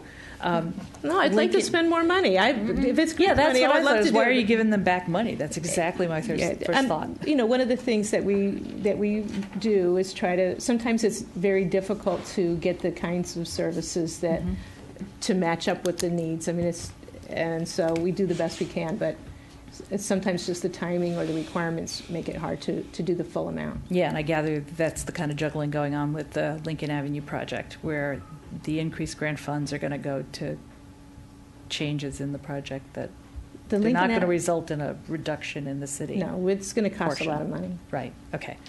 And the public arts budget, I didn't quite follow that one either. Or should we, is that a specific Let me one just send we you a should hold message off? about it because Okay, I think I know the answer, but I'll double check. All right, thank you. Great. Councilmember Smith. Thank you for bringing this before us. Can you just remind us, is it this time every year you bring this budget amendment to the council so that, the way we receive revenues and we have to... It hasn't been. Okay. And except for the fact that I'm about a week behind on this, in doing this, the various department heads have mentioned to me that it's wonderful to get it done at this time. So I think we're going to be really careful about how we schedule in the upcoming year, because this helps, because we're going through this whole process of exactly how much do we put in this budget and how much do we put in the next, and to have it all cleaned up helps us all. And in the past, it was just kind of whenever it would come up. But because we had the bigger items, we paid more attention to it. But I think we want to have it on a consistent basis, on a consistent calendar going forward. Yeah, I think that would be really helpful. Let's talk about Flower Avenue. Yeah. Yep. Can you just talk about, the TAP grant and how the funds come to us and. Right. I think there's maybe 5 different pots of money for the Flower Avenue Green Street project. So we have some $709,000 worth of general fund money on the Flower Avenue project. That will be dealt with in FY19. We have Montgomery County money of $200,000. We have TAP grant funds by $780,000. And then we have a WSSC grant funds by $1.9 million. All of those are part of the combination that goes to pay for the Flower Avenue project. And because the real construction work isn't going to happen until late summer, but just after the fiscal year, that money's being moved into FY19. Okay, thank you. Councilmember Kostick? Thank you, and thank you for addressing the questions that I had emailed to you in email and tonight when you gave your presentation. I just also shared some of the questions and concerns about staffing, and I just wanted to follow up and find out where we are with filling the positions or position that there are, and whether that's something that will be addressed as we're looking to create a different structure of positions, or if it's a specific position we're needing to fill, or how that will be moving forward. We have some positions that are being filled right now. There's going to be some that I want to wait on, actually, with economic development, because we're proposing a division that does economic development. So that information will be coming forward to you in the FY19 budget. Great. Thank you. Great. Seeing no other questions, would someone like to move the ordinance? So moved. Councilmember Smith, do I have a second? Second. Councilmember Searcy. All those in favor, please say aye. Aye. Any opposed? Any abstaining? All right, this will come back for a second reading. Thank you. Now we have a resolution authorizing the closing of Ann Street for the Crossroads Farmers Market. Crossroads came to us and asked if we could do this because they wanted to open the market a little earlier. I don't know, Councilmember Searcy, if you had anything you wanted to say regarding this? Sure. I like it. It's 9 o'clock and I like it. All right. Would someone like to move it? Move it. Councilwoman Searcy moved it. Do I have a second? Me. Yep. Councilmember Siemens beat you to it. All right. Any questions on this one or comments? Other than we love the market, can't wait for it to open again. Right. All right. All those in favor, please say aye. Aye. Any opposed? Any abstaining? All right. Resolution passes. Now, apologies to our folks who are here for our work session this evening. We will ask the Tacoma Park Renters Protection Group to please come and sit at the table here so we can begin our discussion. Just as way as background, the Renters Protection Group is a tenant advocacy group formed by Tacoma Park tenant associate leaders in 2015 to protect tenants from excessive rent increases and degrading housing conditions, and to promote tenants' rights and dignified treatment. The Renters Protection Group is some folks are with us tonight, and is Alex coming up? Okay. So we have.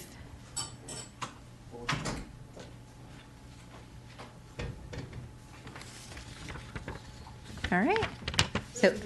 Okay, just the 3 of you. Okay, perfect. Unfortunately, Faith Ugbana was called away. Oh, so sorry. She was unable to attend, although she hoped to get here this evening.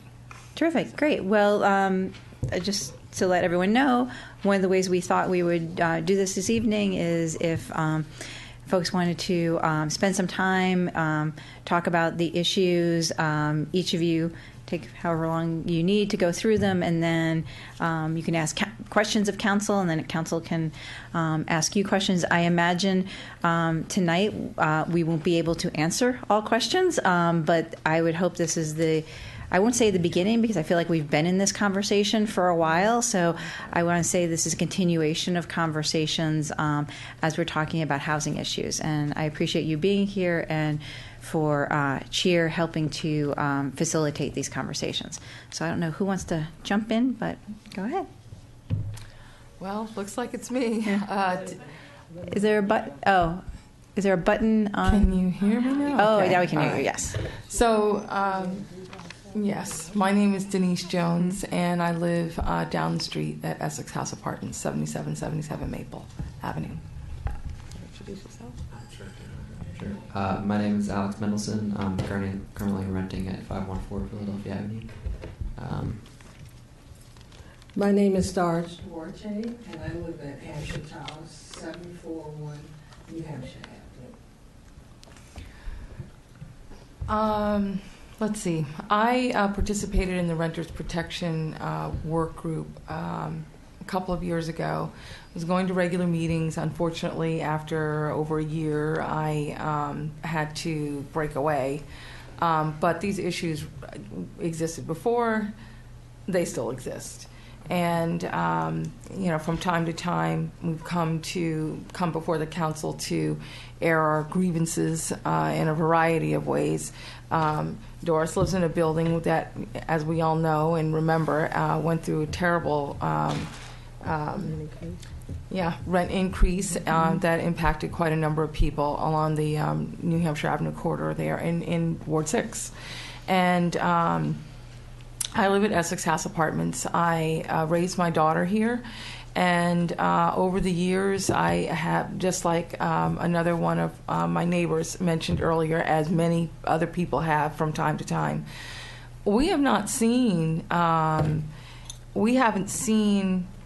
any real movement in care of our building and consideration given to tenants' concerns.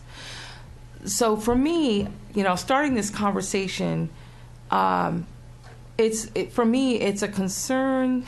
The concern I have, the overarching concern I have, is that what we say and what we do have to be aligned. You can't claim to be a progressive community without transparency and a mechanism to protect the interests of all the residents, to be able to contribute to the diversity and vibrancy of our city that we all say is valued by us. The most basic place that happens is with housing, affordable housing. It has to work for everybody. We're not saying that we don't want to pay, rent, but there has to be some quid pro quo here. Who's going to look out for the renters? So, I heard a couple of things this evening. There was reference to the Racial Equity and Leadership Workshop at NLC, but what does it matter if it isn't directly tied to policies and practices? It's just lip service. I don't want to live with lip service anymore. My neighbors don't want to live with lip service anymore. The city of Tacoma Park is committed to the safety and well-being of its residents regarding gun violence, but what about drug dealing in our multi-dwelling units? We want to feel safe. We want to live in well-maintained, affordable housing. I'll just say right off the bat that Essex House Apartments, we are in support of the ADUs in the city. Maybe that will help to ease some of the housing concerns that many current residents are finding. But more specifically, I wanted to talk to some of the issues of rent stabilization. So I understand that there was a concern of not tying rent stabilization to the housing code enforcement. But I want to know, what kind of recourse can the tenants seek if the owners are abusing tenants, the housing codes? We can't have a DEFCON 10 or whatever it is solution, which is what I understood was proposed. There has to be something in between. We need to know that there's some mechanism, something that can happen to protect tenants' issues regarding rent stabilization. It just, we need that protection. We need that protection. Regarding, let's see, we'd like to see that, we would like to see that an application for a rent stabilization exemption could be treated the same as a sale, triggering a process similar to tenants' right of first refusal. Tenants would receive assistance in creating a tenants association, which would have to consent to the exemption or at least be consulted to the exemption, right? You just can't just roll right over the tenants with that. And this would, at the very least, give the property owner an incentive to work with the tenants. It's really about transparency. We want to have information on the rents that are charged in exempted properties. That should be publicly available. And up-to-date annual rent reports for each unit should be available to the public upon request. I heard that there were some vacancies in the housing office. Why? You got plenty of people who are capable of doing this work. In fact, my understanding is that the city has said they didn't have anybody to enter information into the city's rent stabilization information system. That doesn't make any sense to me. I don't know how you can have good and proper oversight if you don't have proper access to the information. And it's not just internally, the public should have access to that information as well. Mm-hmm. And you guys feel free to jump in at any point here. We want to have more effective enforcement of housing codes for all rental properties in the city. The city's current code enforcement hasn't been sufficient to prevent some of our rental housing from falling into a state of chronic disrepair. For example, Hampshire Towers or 636 Houston Avenue. The City Council should be more involved in monitoring the enforcement of housing codes by receiving quarterly reports on all properties with outstanding code violations that are more than 60 days old. For properties with long-standing violations, the city, you got to figure out a way to take more aggressive measures. And we can't just do the hand-wringing, the normal hand-wringing, say, we hear you, we know, and there has to be some implementation, some real plan for taking more aggressive measures. You have to identify what those are and then follow through. My building, the owners have asked for a pilot payment in lieu of taxes. And if I understand correctly, that's automatically granted. It's not. Pilot needs to come before the city council for a discussion, and the pilot for Essex House is not scheduled to come before the city council.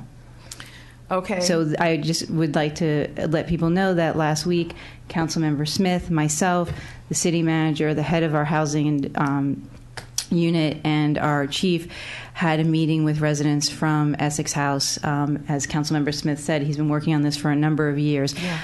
I will say publicly, I have no intention of putting that pilot on an agenda for the city council until a number of issues are addressed. I appreciate that. That's the kind of compliance with a review by the city council that I think is appropriate for the tenants to have in place. And just for clarity of people who may not be familiar, the Essex House is not under rent stabilization.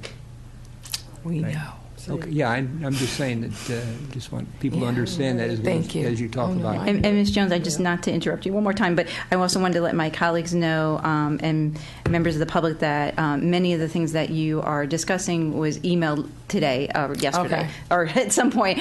No, just so my colleagues know that they can follow along, and we have this written down. But I appreciate you elaborating on it. I see people taking notes really quickly, so thank you. So I just want to know that I think I speak for all of the renters that we want to know that there's greater oversight by the council. I mean, and honestly, I'm not trying to make more work for you, but if our housing office isn't doing it, then the council's got to do it. Somebody's got to do it. and I'm not really sure how that happens. One thing that we renters in multi-dwelling unit buildings experience that's really a challenge for us is having people walk in and out of our apartments all the time. So enforcement of the code violations really has to be in place. And, we formed a tenants association in my building when we were going through the awful renovation several years ago. And as you've heard from a couple of tenants tonight and previously, many of the issues they were discussed before the renovation, after the renovation, and nothing has changed. It's just a lot of lip service. And I don't believe that renters feel like their interests and their contribution to the city of Tacoma Park are taken seriously. That's what I have to say for now. Let me say something. Thank you. One of the problems that Hampshire Towers Apartments had was the compliance of the rental agreement that was executed 2001 in terms of the repairs actually being done. Because the rental agreement was executed in accordance with Montgomery County, and because the city subcontracted or made an agreement with Montgomery County, y'all weren't responsible for the improvements or the code violations, and that's one of the problems we have. It is sad that some of the rental properties every year is 600 or 500 code violations, and as tenants, we don't understand where an individual is getting tax relief, and the next thing we know is 500 and 600 code violations. Now, the city has helped Hampshire Towers in terms of Sarah Dane has helped us, and this is also due to the new owners of Hampshire Tower. But why? The question that we always ask, why didn't the previous owner do the repairs? It's always why, and they get away with doing it. And so therefore, we feel that the staff for the housing department needs to be beefed up. It needs to be more monitoring of the rental agreements. What's the use of giving somebody a rental agreement and telling them you can increase the rent up to 13%? Now, thanks to the Tenants Association and Margaret and I, we were able to overcome certain things, but we had to go to the public in terms of getting support in Montgomery County. So we realized there's a shortage in terms of staff, but we need help. When we ask for help, we need help. Yeah, and on that note, I think that there are some simple solutions that the city can put in place, namely, as is potentially the case for a number of things, coordinating with Montgomery County's Department of Housing to make sure that their standards for code inspection are aligned with Tacoma Park's standards, and to make sure that that which they note is something that which Tacoma Park's Department of Housing can address directly. So if they're racking up 500, 600 code violations a year, and that's way too many to investigate, then perhaps there needs to be a different procedure for these basically subcontractors to do their inspections. Maybe the Department of Housing can set new priorities that the Montgomery County Housing Departments, they are doing the inspections, things that they can keep an eye on. And I think that'll also enable the city to use its fee power a little bit more effectively than to levy fines using a formula based on the code violations, which I think is very important. Then create this linear relationship between more code violations, more fines, which I think definitely should be in force in the city. You know, the worse the building, the more pressure should be put on the owner to do something about it. I'm also just want to say that I'm definitely in support of these goals. I think that exemptions from rent stabilization should be done in consideration of renters' viewpoints, and that it should also always be looked at as a trade-off. So yes, we're giving you an exemption for rent stabilization. What are you doing for the renters as a result? One thing the city might investigate, I'm not a lawyer, but city might consult its legal counsel on, is attaching contingencies to the rental exemption. So making sure that if you're going to allow them to get exemptions from rent stabilization, there are certain conditions attached. One, and then two, renters are aware and are also then aware of what they're getting for that rent exemption. So renters can know, okay, yes, maybe our rents are going to go up by $50 or something a month, but, you know, this is going to be fixed, that's going to be fixed. And I think that would do a lot to improve relations, because I think right now the perception, and correct me if I'm wrong, but is that rent stabilization exemptions, the perception is that rent stabilization exemptions are granted because the owners of the building want them in an effort to make more profit. Yeah, and I think that would do a lot to remedy that impression. So there's something I want to add. It's the financing agreements that result in rent limits that make properties eligible for exemptions to rent stabilization. So my understanding is the city ordinance could be changed to limit the eligible regulatory agreements that qualify for an exemption. And maybe in that way, that's another lever for the landlord, you know, to do what they should have been doing. And I would definitely, you know, we want levers like that. It's easy enough to change the ordinance in that regard. Another goal or option is to have an independent panel. You know, you were looking at city council committees. So maybe an independent panel could be created and empowered by the city to review and approve rent stabilization exemptions. Transparency. You know, it's got to be transparent so people aren't doing stuff without folks knowing about it, and that we're fully aware of what the consequences could be. Yeah, if I could just address that, you know, I think that's a great idea. I think it should kind of come under the auspices of COLTA, the Commission on Landlord-Tenant Affairs. It's already staffed by people throughout the community, from landlords to tenants. There's actually a member of the city staff that attends the meetings. The city's attorney is the executive director of the commission. I think that's a great idea. I think I may have even proposed it at one time.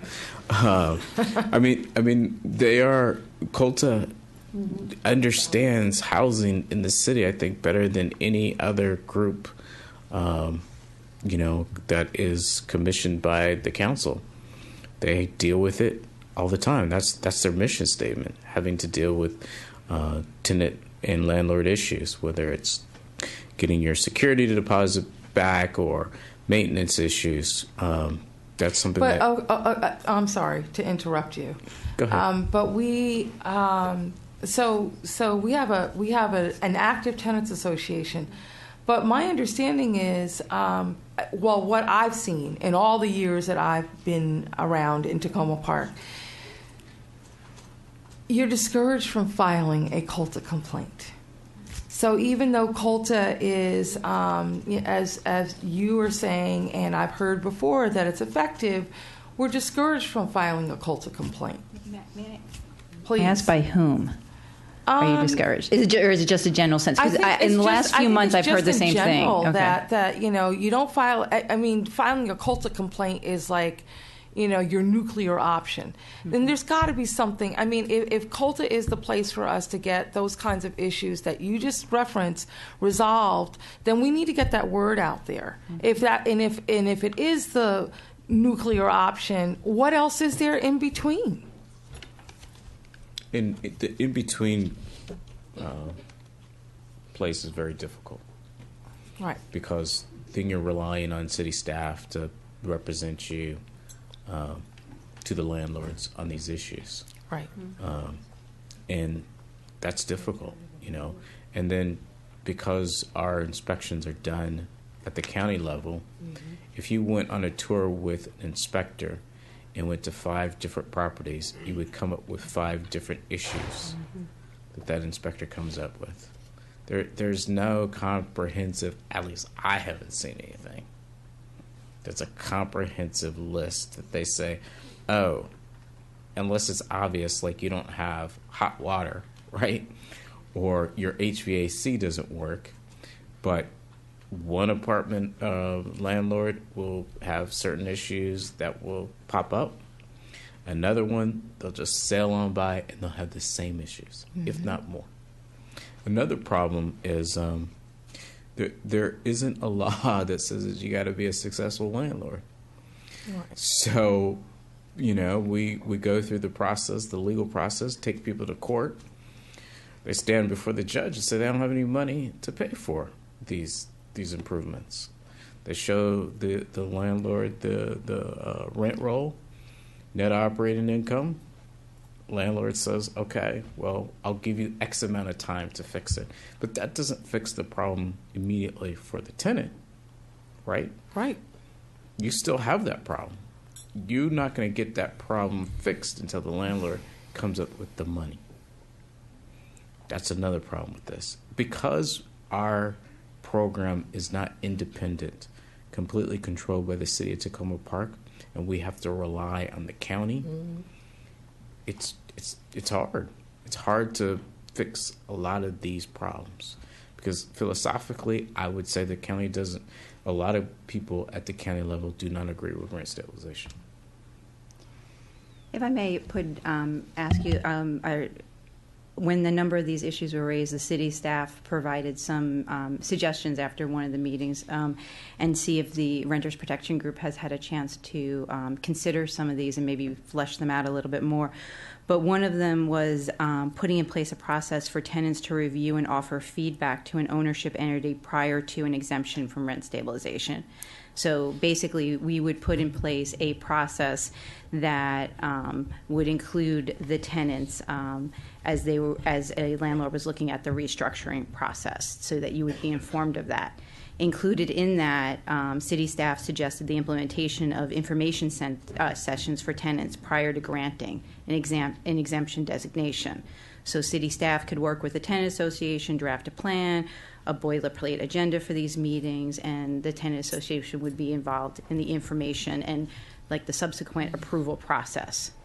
And again, those are just general ideas, but is that sort of moving us towards not just lip service, but action on these things? I mean, absolutely. I think that would work a lot better. I mean, we do have,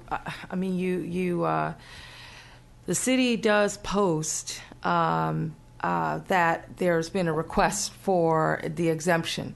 But unless people... Right, you're looking for it. Right, unless you're looking for it, you wouldn't know. And I'll bet dollars to donuts that most people who live in those dwellings that have been, where the exemption has been applied for, they never showed up here to say anything about it, right? You might have heard from maybe one or two, and that's it. But so having that kind of process in place, I think, would go a long way toward letting people know what's coming, what may be coming, and how they can deal with it. But again, I think you also have to have some kind of a lever. It can't just be, this is what we're doing, and and have some a few meetings around it to make it look pretty. Right. You know, there has to be some mechanism for the tenants to know that their interest in the maintenance of the building is going to be met. Mhm. Great. And specifically on the code issues, one of the things that staff has suggested is possibly implementing an inspection spot check. And I know we have actually, after you all speak with us tonight, we actually have some folks from the county to talk to us, and I hope you can stay, though I know it's getting late, regarding the county's process. But one of the things we were looking into was, even though the county has their schedule for code inspections, the city could implement a spot check type thing to go in and see how things are going. With city inspectors? Is that what you're saying? I think we're still looking into that. The city staff have put together how much that would cost budget-wise for us to do that. So I think as we're talking about budgets, talking about these housing issues, these are the types of things that we, because we recognize the problems that are happening. So, yes, Mr. Mendelson? Do you happen to know, and thank you, Councilmember Smith, for that information about how the court proceedings usually go. Do you happen to know whether it's against the law for the city to effectively induce an owner to sell? Well, that's a good question, because I have had conversations with the city attorney to try to find ways where we can do something like that. I think we, as a council, would have to agree with using eminent domain as an alternative.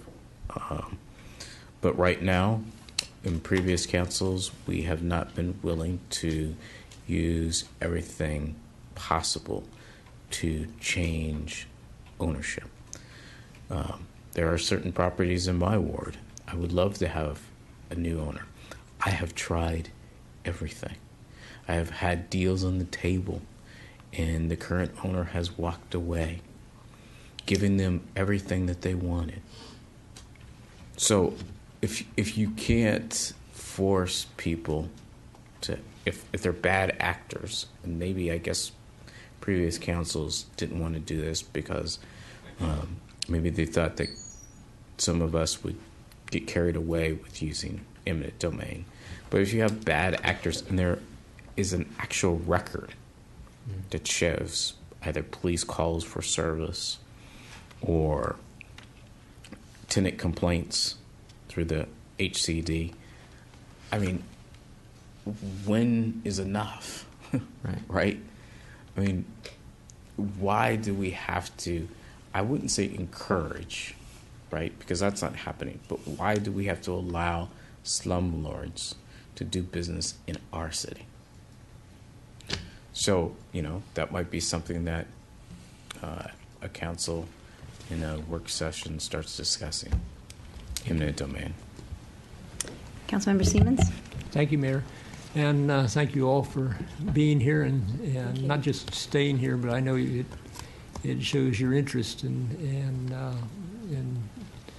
some of your cases, long-standing interest, and unfortunately it sounds like you haven't seen a whole lot of progress in that time.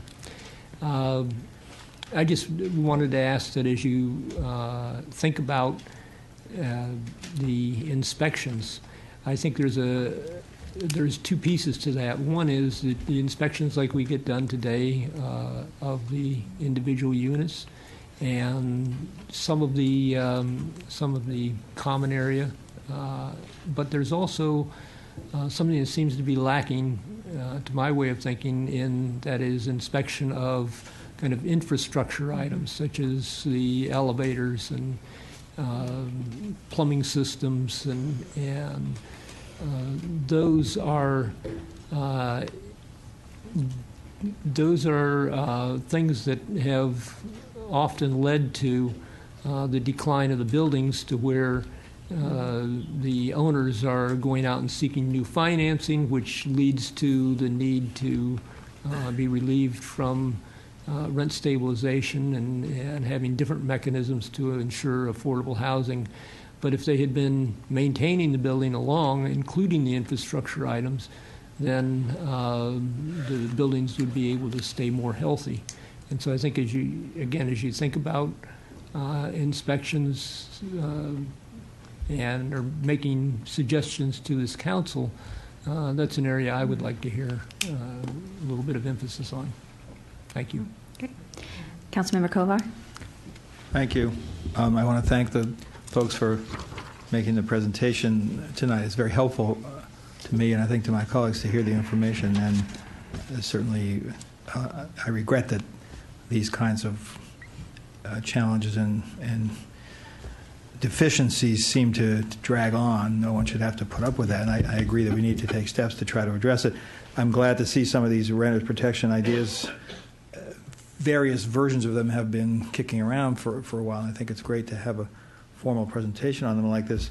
You know, one of the challenges is what we can do on our own as a city, because there are these big forces outside. I've talked about this before that affect us, and I think one of the things I'm hoping we can do as part of the strategic plan that we're going to be talking about more on implementation fairly soon, a big component of that to me has to be affordable housing, and that includes preserving or strengthening what we have currently in terms of rental properties. On the first goal that you mentioned, I just had a couple of thoughts and wondered what people felt about it. I do think that it would be preferable if the council could be more involved when there are exemption requests.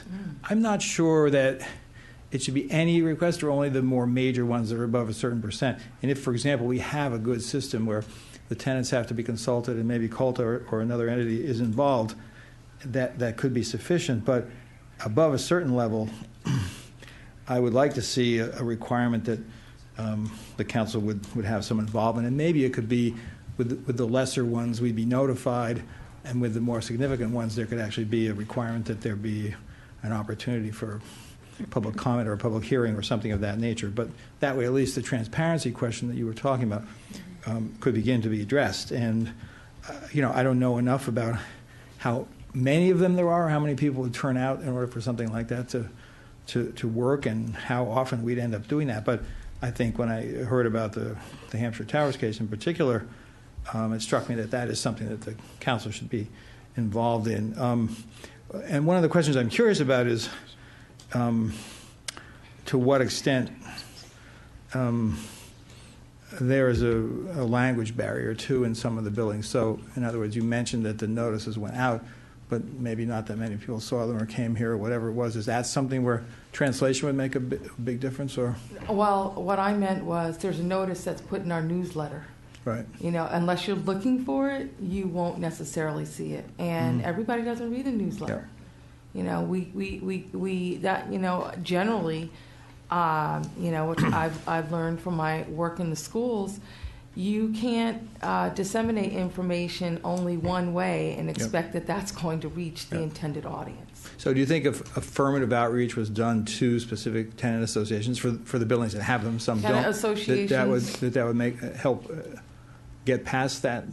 I think that in terms of the notification that that there's been a request for exemption, yes. But I also think that maybe, the city mails that survey. Why can't you mail to the tenants who live in a building that the owner has requested an exemption? There are, and a notice maybe require the landlords or the property managers to post, in the mail room and wherever. But maybe make it a part of the code that they must post, and that there will be alerting them also that there will be public comment. But there are ways to fix that transparency and communication with the residents. So I think that a change like that really impacts families' lives. Right. So if you required it to be posted X number of days before a decision was going to be made on it, like 60 days or something like that, and the appropriate languages for that building, in addition to whatever appeared in the newsletter, that could help begin to address. Yes, and my understanding is that the city has the capability of doing translation in a the languages that are primarily spoken in the city. Right. So that's not a hardship for us Right. to do. Right. A couple other things I wanted to ask. So you mentioned a goal of information on rents charged and exempted property should be publicly available and reportable and so on. So at this point, you can't get that really? Is that right? I'm sorry, I'm just looking at the city staff. I believe that is available, right? Am I correct? Yeah. And how would you get it? You just have to request. So Okay, but I mean, I think there's some discrepancy. So Yeah. all right, I guess we'll come back to that one because I think My only there thing must is- be some discrepancy because I my thought. only thing is I'm sure that it's available, but maybe there needs to be just an easier portal for getting it. I guess that's all I would say. I'm sure it's out there. On the third goal, you talk about agreements that clearly state what the rent limitations are. So one of the questions I had with that was, I thought in the past when we talked about it, things were listed as a percentage of area median income and not as the dollar amount. And I'm just wondering, and maybe someone else can answer that too, whether, because that's hard to understand. Most people don't know what 60% of AMI is or something like that. So has that been a concern, that it's hard to understand what the actual amounts are? And we can, if we don't have an immediate answer, we can get back on that. Yeah, That's I don't okay. know. I don't know Okay. that we would be able to answer that right now. Okay. I will say that. Well, let me ask you: for whom are you asking that?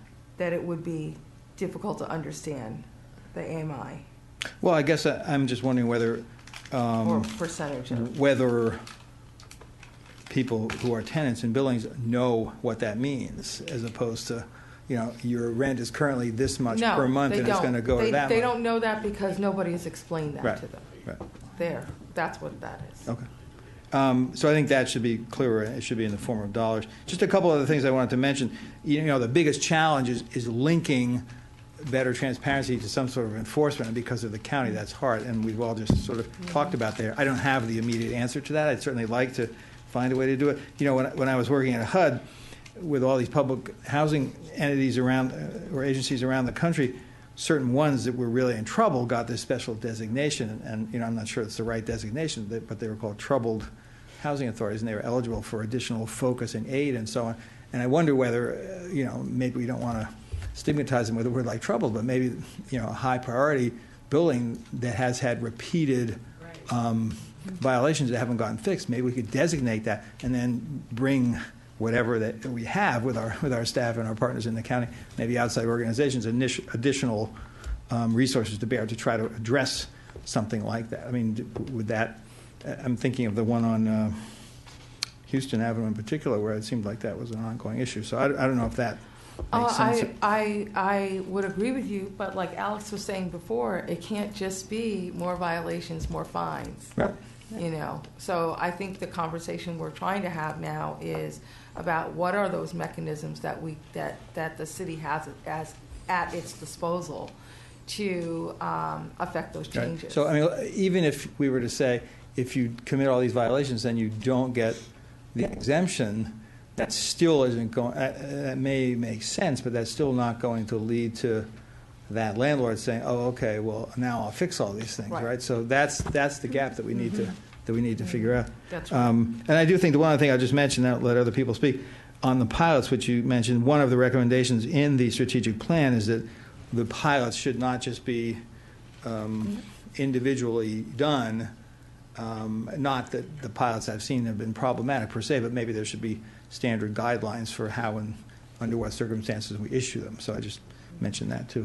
Thank you, Mayor. Thank you. No, I just want to note, I'm going to go down the table to Councilwoman Searcy and Kostick, but we do have one other work session tonight, and I'm hoping people can stay and listen to that. So maybe if we just wrap up with these two comments and then continue with the next work section. Great. Well, thank you all so much for coming and speaking. It's really important to be able to hear from tenants.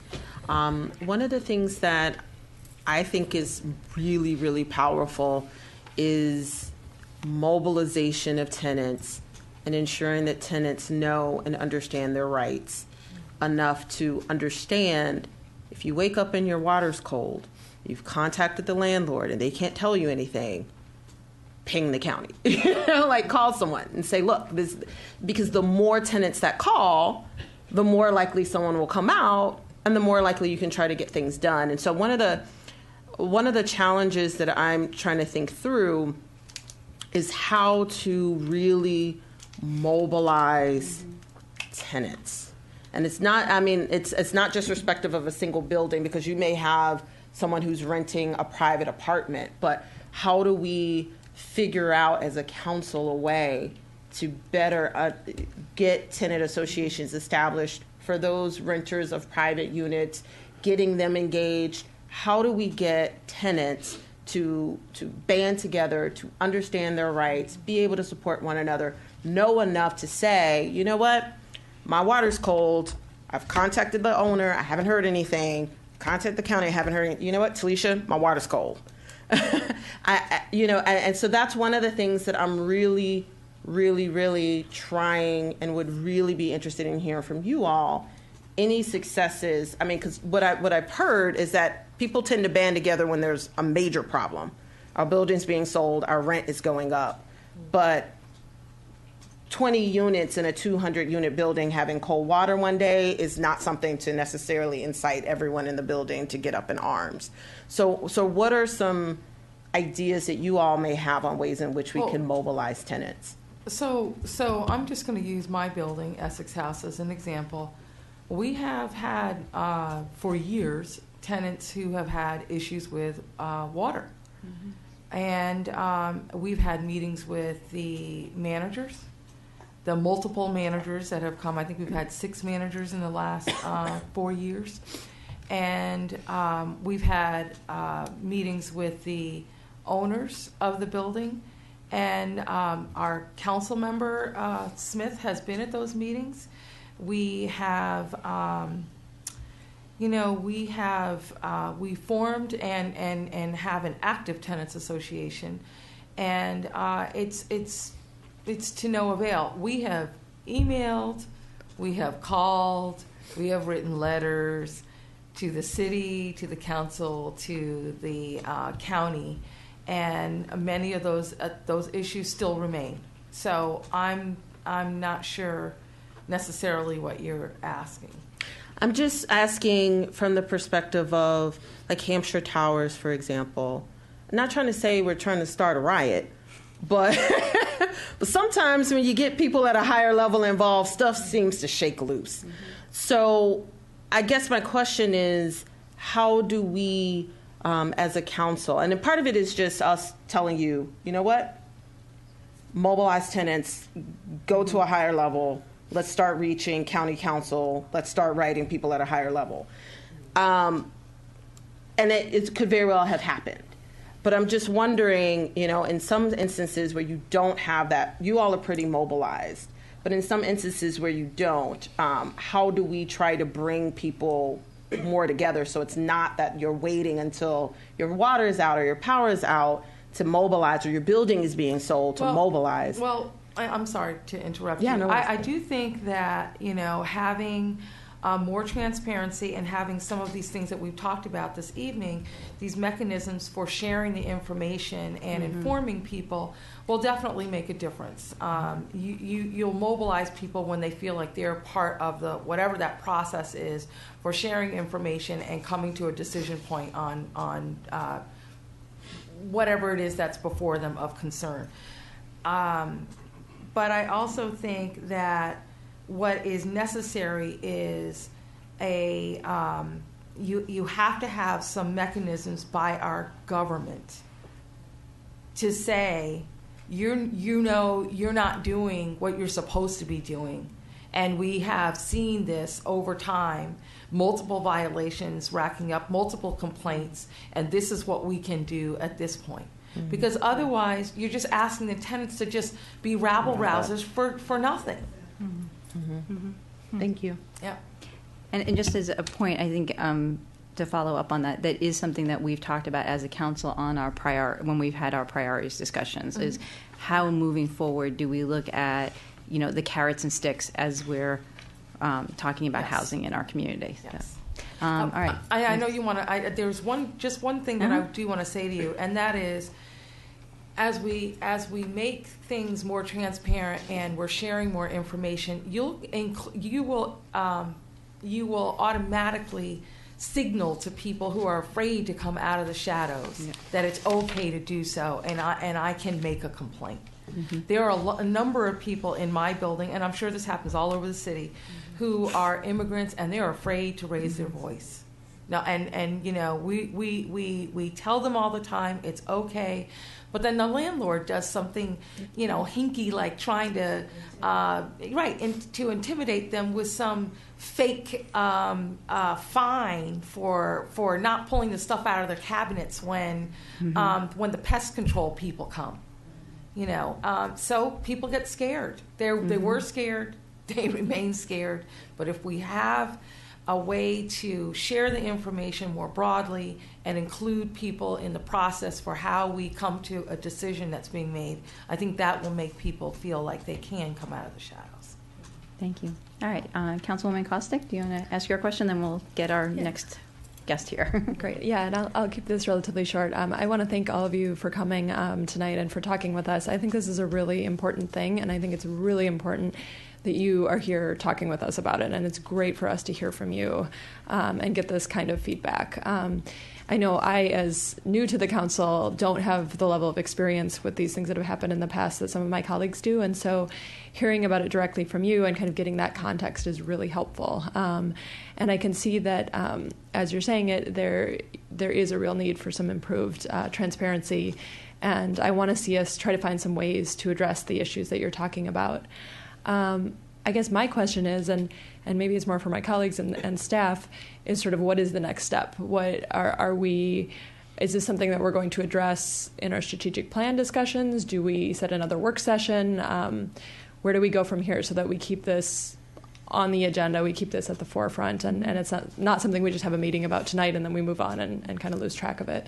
Yeah, so I can speak from my, this is a meeting I've been wanting to have for a while, and I'm glad that we were able to have it since the Renters Protection Group has been meeting now for a couple of years. And I think in terms of going back and forth and looking at the goals that you have presented tonight to us, getting the information. I know staff has already looked at these goals, provided us with some information, but what I envision is as we're going through our discussions on affordable housing, working with our city staff, we would look at, possibly doing one or two of these goals in an individual work session and addressing, okay, what needs to get done from here.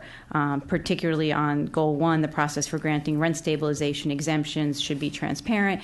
Again, I know our city staff has been thinking about this and thinking about how we can move forward on that. So I think the next step would be figuring out a work session, digging in on that. I'm really looking forward to the presentation from the folks from the county talking about code enforcement, because I think once we have a better handle, all of us understanding how that works, there may be other things to come from that. So I see work sessions coming from this, continued conversations with the Renters Protection Group, and I don't know if the city manager wanted to add anything to that. No, I think that's it. I mean, I know our staff has a lot they'd like to say about this and recommendations, and they also would like to kind of introduce their thinking and approach to these things, and so it'd be good to talk it out. Mm-hmm. Terrific. And I do think I just want to second or third the importance of hearing from all of you and your experiences, and your first-hand experience is really important to us. So I know it's really late, and we very much appreciate you coming here. And I will speak for myself. I always appreciate either additional meetings to those that we have here in our formal meetings. I think I've met with every one of you. And as well as, being able to show up at the different tenants meetings or buildings, because I think part of the engagement, and as Ms. Jones, you mentioned, it is so important that people just know who we are. And even if we just show up, don't say anything, but are just there, is really, really important. So I thank you for taking the time this evening, and I look forward to continuing the conversation. Thank you. all. Thank you for coming so much. All right, we will now move on to our rental housing inspections and the contract with Montgomery County.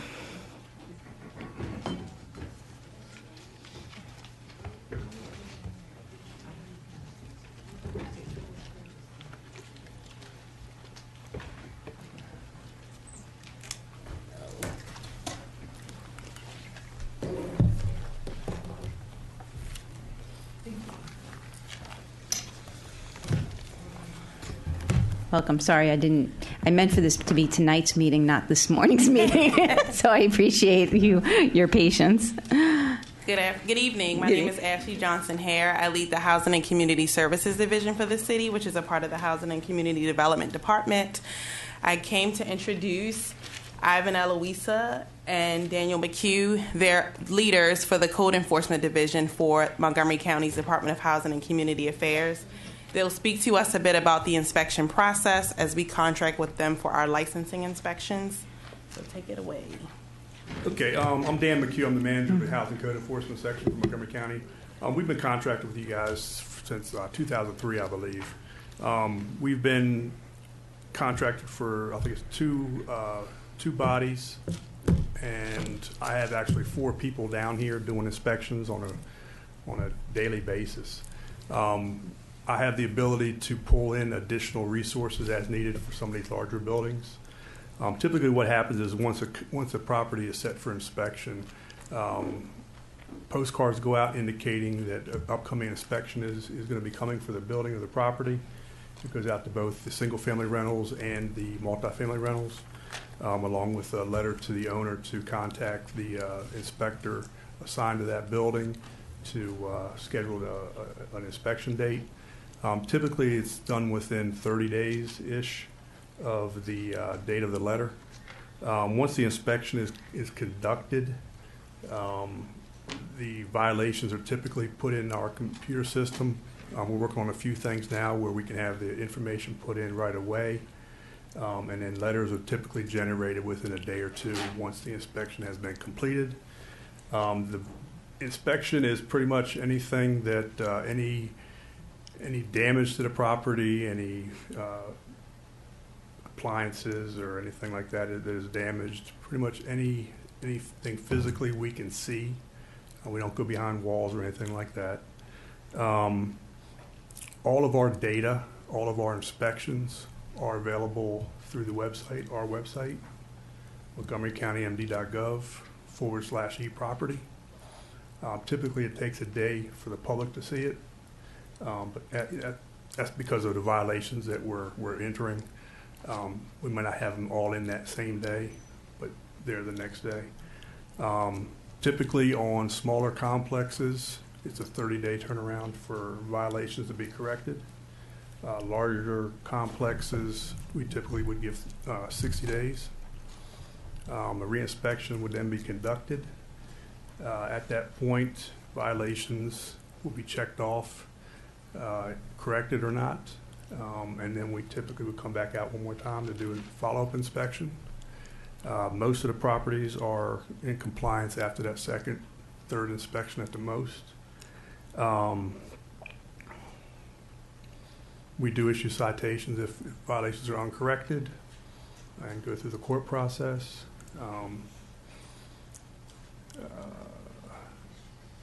Most of these properties are, most of the multifamily properties are on a annual inspection, which is set by the city. They send us a list of properties. We go through and take care of the inspections, provide them updates. They have the ability to check our website also. I mean, that's pretty much what we've been doing. Well, anything I can add to that is that the inspections are done. First of all, Ivan Eloisa. I was a housing code inspector for 10 years for Montgomery County.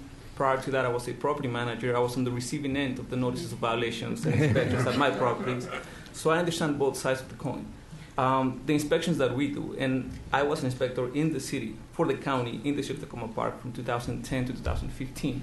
So I'm familiar with all these buildings. Someone mentions Essex House, Maple View, any of these properties have been there. I know them.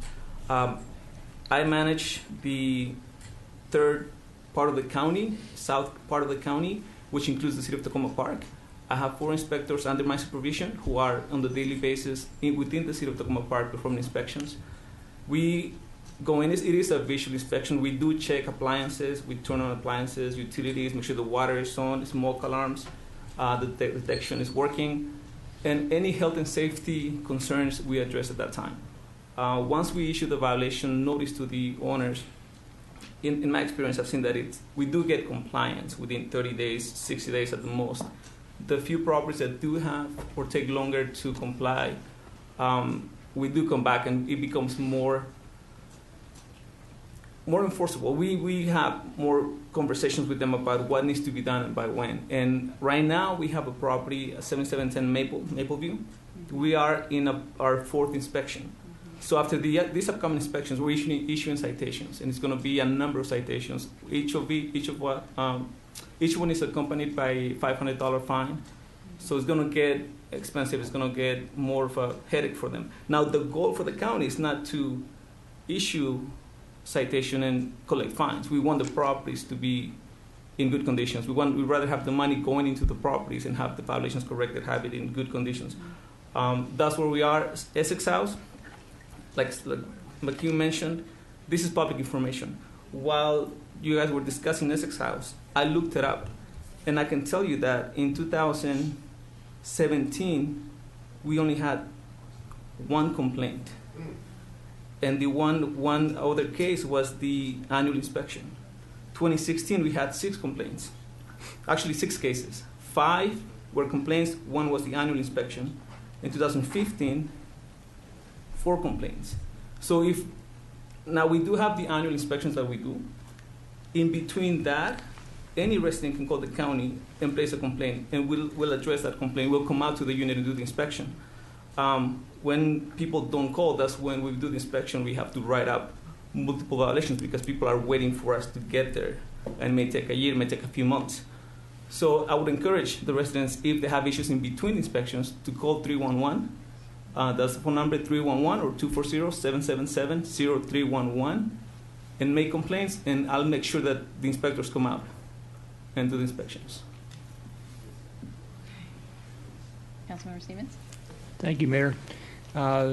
First, as a way of full disclosure, I will admit that I am a landlord.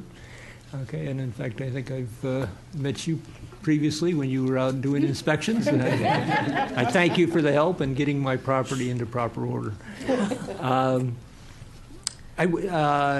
You mentioned coming out and looking through the property and looking for health and safety issues. Do you have a specific checklist that you go through as you do those inspections, or is there a specific code that lists what it is that you check? We enforce for the dwelling units, Chapter 26, which is property maintenance. Mm-hmm. Chapter 26 is very extensive, and it is adopted from the IRC, the International Residential Code, right, which is adopted by the state. So there's no checklist. All the inspectors are trained with ICC methods, and it is a visual inspection. So we make sure, like I said, we check appliances, utilities, the outlets are working. And other than that, if we see a violation, let's say I'm here and I see a hole in the wall, that would be a violation. So there's no checklist, but it's a visual inspection. And while we're there, we talk to the tenants. If they have an issue with, let's say, the sink in the bathroom, we pay close attention to what they're mentioning, in addition to doing the entire walkthrough of every single room of each unit. Okay, great. When you are going to come, of course, the tenants have to have advance notice that you're going to be coming into their unit to check it. Yes. Is there how long is that notice ahead of time? Is it just the legal limit of a couple of days, or can they, Right. do you give them advance notice that you're going to be coming in 2 weeks or something like that? Well, the tenants get a postcard saying that the inspection is coming up. Now, we don't set the date at that time because we have to communicate. The inspector has to communicate with the property manager, and set up a date and time that works for both or all parties. Uh-huh. Some of these buildings are 200 units, 150 units. Right. So we have to bring 6 inspectors, 7 inspectors. So it has to be scheduled. Once it is scheduled, we have to, or the management has to provide a minimum of 48 hours. Right. Okay. The tenants, often will make a list of things that they're concerned about and can leave it for you. Not often it happens, yes. Okay, it does.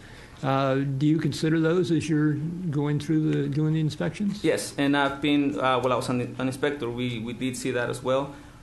So we look at the list and we check it as we do the inspection. Some of it may not be a violation, some may be. So it doesn't mean that because you put it on the list, it's going to be written up. Sure. But do we do. You give feedback to the tenants, though, on what was not a violation and why? Or Sometimes we don't have contact information, so that is a difficult part. What we tell them is that once we put in the violations, they can see in property data mining what violations were noted in their unit. Okay. If they have questions, they see something that they think is definitely a problem, and the inspector doesn't see it. Is there any way to interact with that inspector for the tenant? There is a way. They have phone number for the inspector. Property data mining says the inspection, when the case was created, who the inspector is, the phone number for the inspector. So it is, and if they have any other concerns, they can call 311 and request to speak with the inspector who was at that property. Okay. And if they have major concerns, they can call and try to speak with the manager for that inspector, and that would go to me.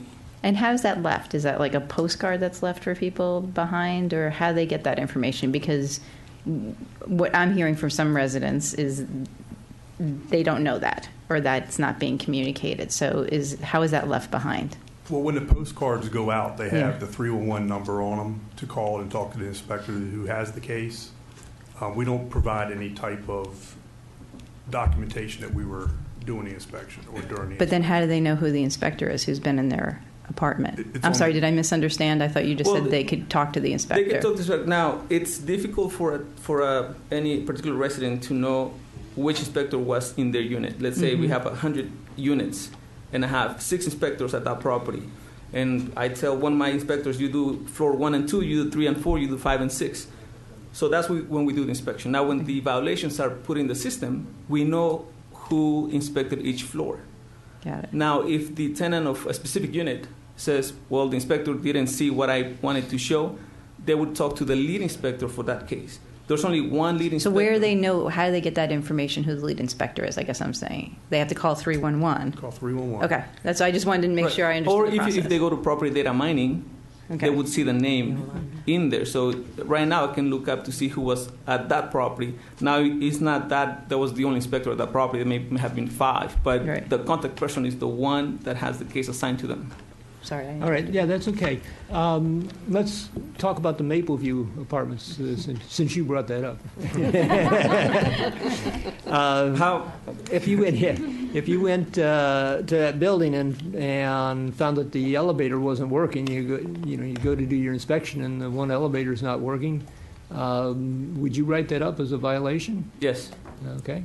Now we have law says that we have to have at least one working at all times.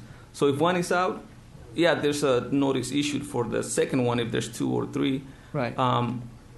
Mapleview, we've had an issue with the elevators for a while.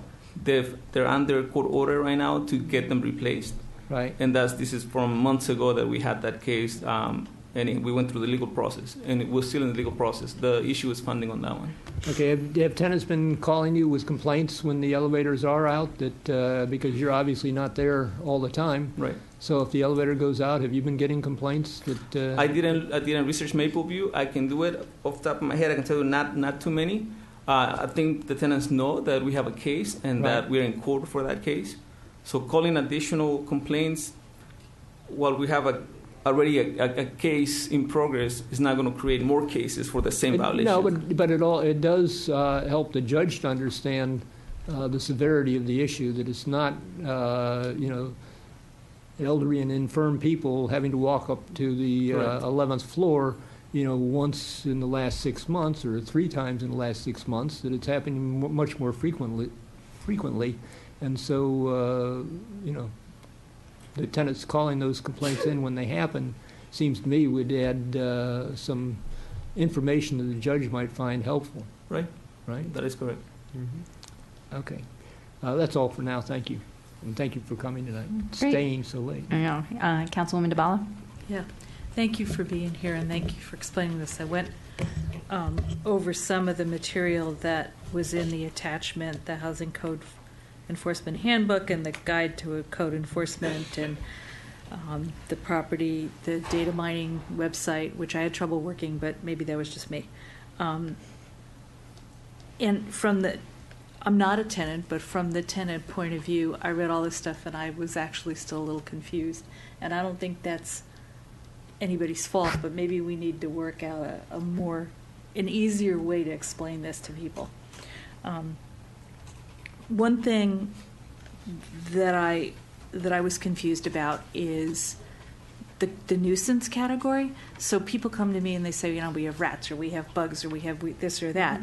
Is that all in nuisance, or is that in another category? Did I just misunderstand that? That's more or less just a housing complaint. We would come out and cite the owner to make corrections if we see those. Okay. And are you limited to the public space or the private space, or how does that, or the outside or the inside of the building? How does that work? Inside of the building, outside of the building, the grounds, they're all included. Okay. And so you do one inspection a year for each building in Tacoma Park, plus you come out when there's a complaint. Did I get that right? Yes. Okay. All right. And then the complaint inspection, so the annual, I get people coming to me and say, well, so-and-so came out to inspect and that was great, but they had the landlord with them. Well, if it's the annual inspection, of course they do. Right. But what about a complaint inspection? Would you also be required to bring the landlord in on something like that? No, normally for a complaint inspection is it goes to 311, the service request. The inspector assigned to the case will contact that tenant directly and say, I'm the inspector assigned for the complaint of X. When can we meet at the apartment, at the property? And they'll set up a day and time that works for both and meet at the property, and he can perform the inspection just with the tenant. With the tenant, okay. Now, there are some buildings that in order to get into the building, you have to go through management. So that when they're like, oh, you're here for what unit, but I can have someone with you. It is helpful to have, at times, a maintenance personnel present so that they see what we see. Instead of we see it, send them a notice, and they may not interpret it correctly or the way that we saw it. If they're there and they see it, it's a lot easier to get things done. But if the tenant says they request that just the inspector goes in, we can accommodate that. Okay. I can just tell you in Ward 2, in the smaller, the less huge buildings, there's a lot of confusion on who you call and what you can call about, and whether the landlord will be there or not, and whether you have to be there or not. And it's one barrier, it seems to me, it's one barrier that keeps people from calling. Another thing that I've heard is that just generic fear of, if I call, someone will find out. And I'd like your professional views on. I've already asked Ashley. I'd like to know what you think about how to get how to ease people's fears in that department. What do you say to them to get them to relax on that point? That's you. Well, it's not Ashley, because I've already asked her. Boots on the ground. All right. Well, if it's a apartment building, right, and someone calls from apartment 201, and sometimes people say, I want to be anonymous. How can you be anonymous? We have to say, if we cannot get in through you, I have to get in somehow. Then if you're anonymous and you call about something going on at unit 201, and I have to go to the management and say, oh, got a call about 201, we'd like to come in, they can see, okay, 201, who lives at 201? It's not that. Now, the retaliation thing is a landlord-tenant issue, and that's the city of Tacoma Park has the landlord-tenant office. You knew you were going to get into this. Well, complaint inspections or inspections in general are not bad things. Like, I think that we need to change sort of the perspective that we have on inspections. It's always good to have a second pair of eyes or a third pair of eyes on a property. Any property manager should welcome the opportunity to go into a unit to see what's happening. And I think that tenants should be fully open to pursue the process. And so what I found is that people are not willing to put a complaint inspection request in. I've put them in for some folks myself. But again, if we have to go inside a unit, we'll need a tenant to give us the access. And so I think it's an opportunity for us to sort of change the way that we view the inspection process. They are not bad. Although they could result in a fine if you don't do what you're supposed to. That's fine from your perspective. However, when tenants do get retaliated, or when there is retaliation against the tenants, it's an intimidating factor that keeps people from talking and keeps them from calling you or inspectors or filing complaints. Well, tenants have protections built in, especially being Tacoma Park residents, being residents of the state of Maryland, being residents of Montgomery County. There's a whole retaliatory eviction clause, retaliatory action clause in municipal code and in the state's code that strictly prohibits that from happening. So if any tenant feels just an inkling feeling that they're being retaliated against, they should contact our office. All of our services are free. Other places in the state of Maryland, they're required to go before a judge. Mm-hmm. But for us, we have free services through CALTA. So I strongly suggest that people embrace the process, embrace the complaint inspection process, embrace the formal complaint process, and embrace the CALTA process. I appreciate that, but I would also strongly suggest that you look into the experiences that tenants have had that the landlord is not forced to renew leases at the end of that lease and is able to not renew that lease for no reason, just other than he or she does not want to renew the lease. And that has been used as a retaliatory measure to get rid of a tenant who does file complaints. Sure, but again, that option still exists. I would love if people would call me if they have that feeling. I would say everybody that's called me, for the most part, maybe one or two people I have not been able to help, but I would love to hear from people if they're having those issues. That's why my job exists. Okay. So, and I think Ms. Daines is familiar with cases where there have been problems, so she'll be able to help you understand my concern. Thank you. I had another question. What was it? I was going to ask about sharing information with the tenants, but I think people have already talked about that. So thank you very much for coming and talking us through this, because it's confusing. Councilwoman Searcy?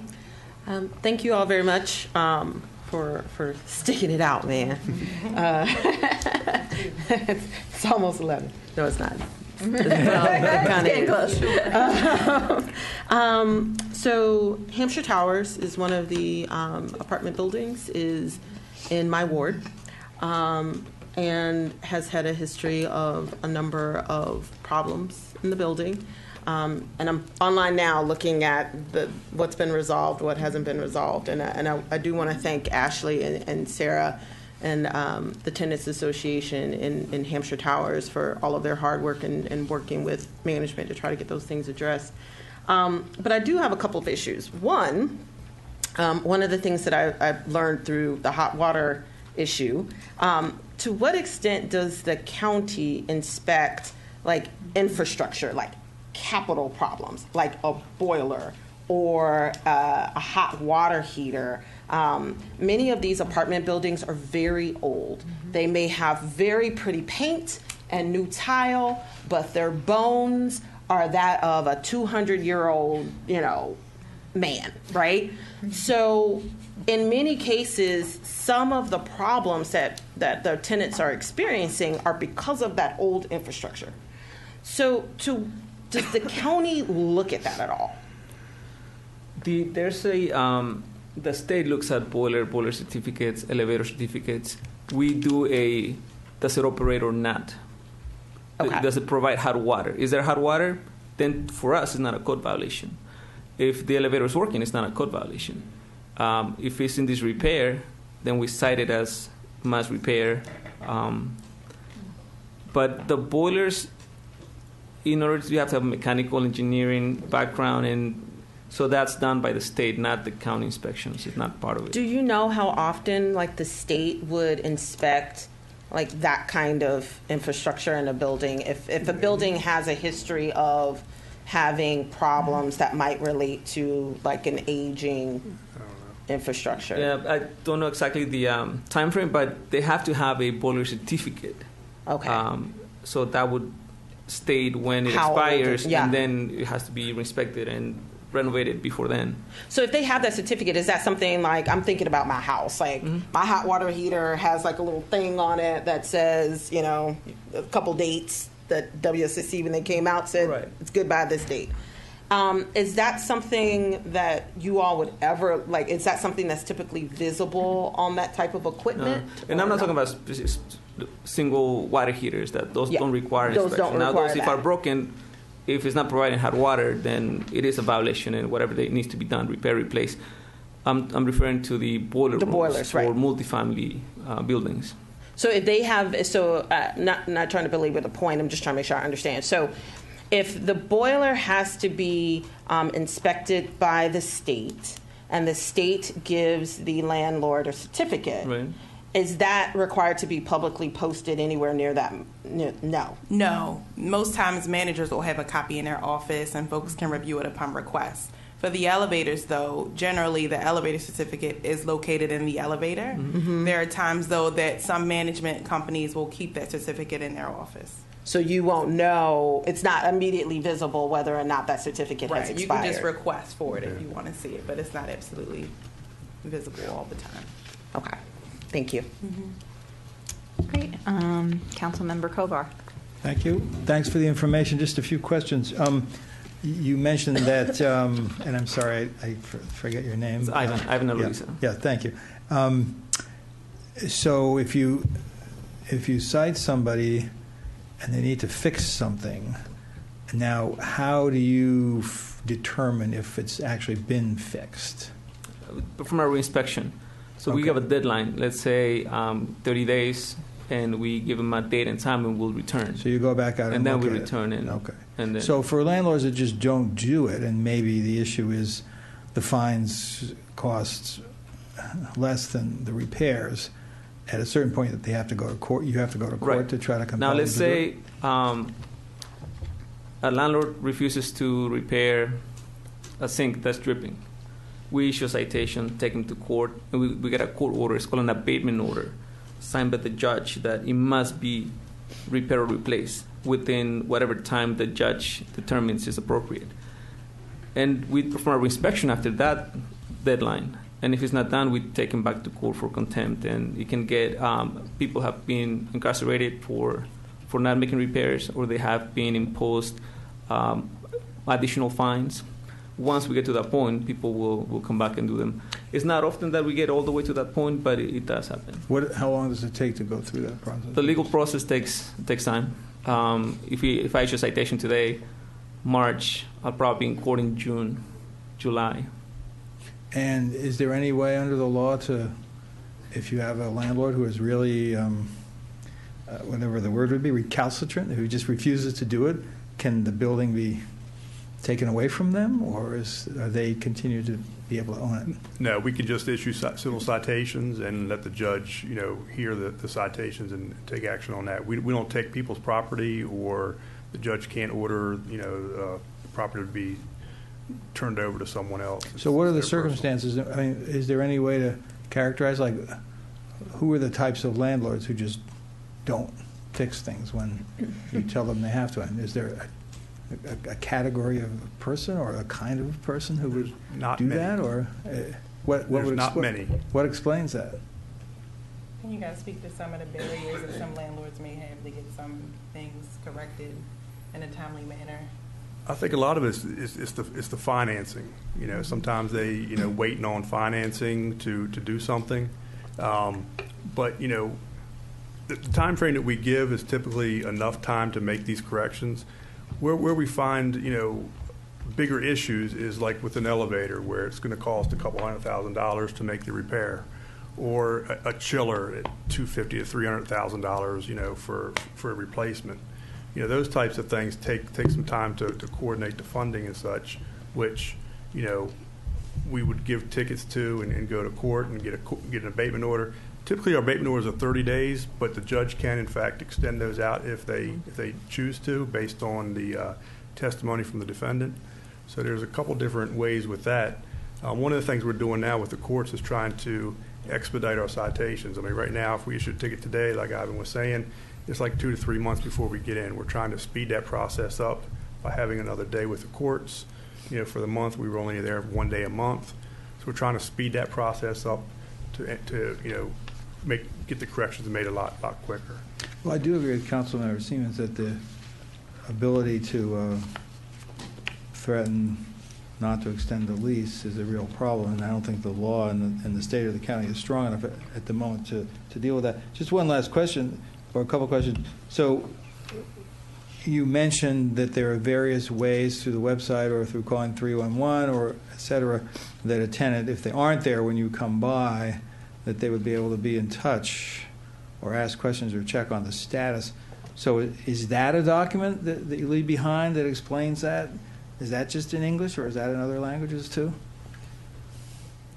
Well, we don't leave a document behind during the inspections. Okay. It's basically the postcard that is mailed out at the beginning of the inspection. So is that in other languages or just in English? Or? English and Spanish. English and Spanish. Yeah. English on one side, Spanish on the other.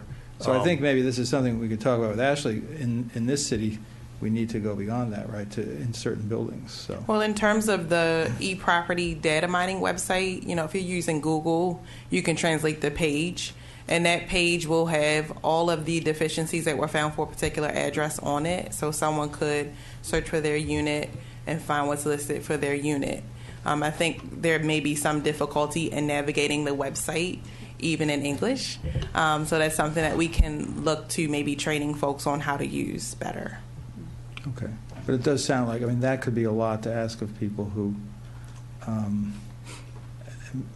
think Cindy Duvall is probably quite adept on the computer, but if she had a challenge, and I could imagine other people who don't use computers for their jobs might really find that intimidating. So I wonder whether there are other ways that the information could be shared. Well, right now they can call me. Right, but how would they know to do that? I guess that's the question. I'm just thinking briefly about the comments that got made earlier with respect to people wanting information, at least in this city, wanting information in different ways, in different forms, in different languages, and that's something that I think we just want to work out a little bit. And one thing we have done with the Bill 1915 that has passed for the county properties is that we have posters that has who to contact for landlord tenant and or code enforcement in 6 different languages, I think 6 or 7 different languages, and it's a poster that the property managers put up within their units. So that might be something. So are they required to post that? They're required to post it, yes. So if they don't, is that a violation That's a also? violation. Okay. That's under the new law for the county, 1915. But that doesn't come down here because you all have the landlord tenant and we have the code enforcement. So it's maybe not, be adapted or something. It's not. Your mic's not on. Sorry to be jumping in. So it's not something that you do in Tacoma because we have our separate landlord tenant. Is that what you just said? Right. Mm-hmm. Okay. But we could probably take that poster and. So that's something we should do. Yeah. Okay. Could we get a copy of it? Yes. I'll have Ivan bring one down. Thank you. All right. Councilwoman Kostick. Thank you. I will keep this short. I just have a couple of questions. One is you mentioned that you do visual inspections. Are you a part of looking at things like mold and lead, or do you go further to detect those things, or if you're just doing a visual inspection, how do you find those things? Right. Not lead. We do a visual for mold or any type of infestation. Someone said, if it's infested, there are signs that we look for. And if we see it as a violation, it is cited as a violation and put in the list. And so if you find an infestation or mold in one unit, do you assume that could be a more systemic problem, even if you're not detecting it in other units at that point? I don't make assumptions. I have to go by what I see, and that's how my inspectors are trained. So if for the annual inspection, when we see every single unit, if we see one in the unit, and this is usually the same inspector within the same floor, they can check and pay closer attention to the units around it. If we get a complaint for just one unit, we go to that one unit. If there was a water leak and we know that it may have affected other units, then we can request to inspect additional units. But normally for complaints, we inspect the source of the complaint. If apartment 200 calls in, we will inspect apartment 200 because they cannot give us access to apartment 202 or apartment 204.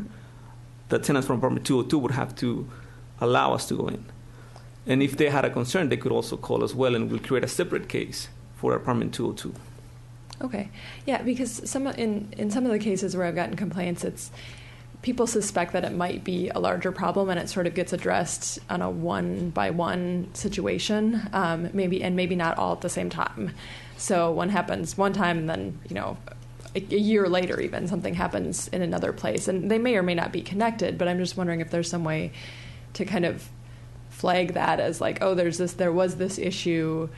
Maybe there is a larger problem that's something we should address in the future. Or do you look back at when you're going to a property, do you look back at the last annual inspection and kind of review if there were issues at that time? Yeah, normally we look at the history, any complaints, anything that came in through that property.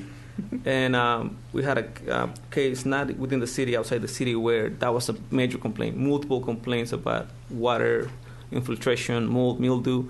So when we did the inspection for 100% of all the units, we cited everything, and they had to get a major contractor to come in and do remediation and all that. That can be done at the annual or 100% inspection, but not on an individual complaint type of case. Okay. Unless, like I said, if it's a pipe burst and we know that multiple people were affected, then we can do that. Okay. And then you mentioned that you've been in this arrangement with Takoma Park since 2003 or so.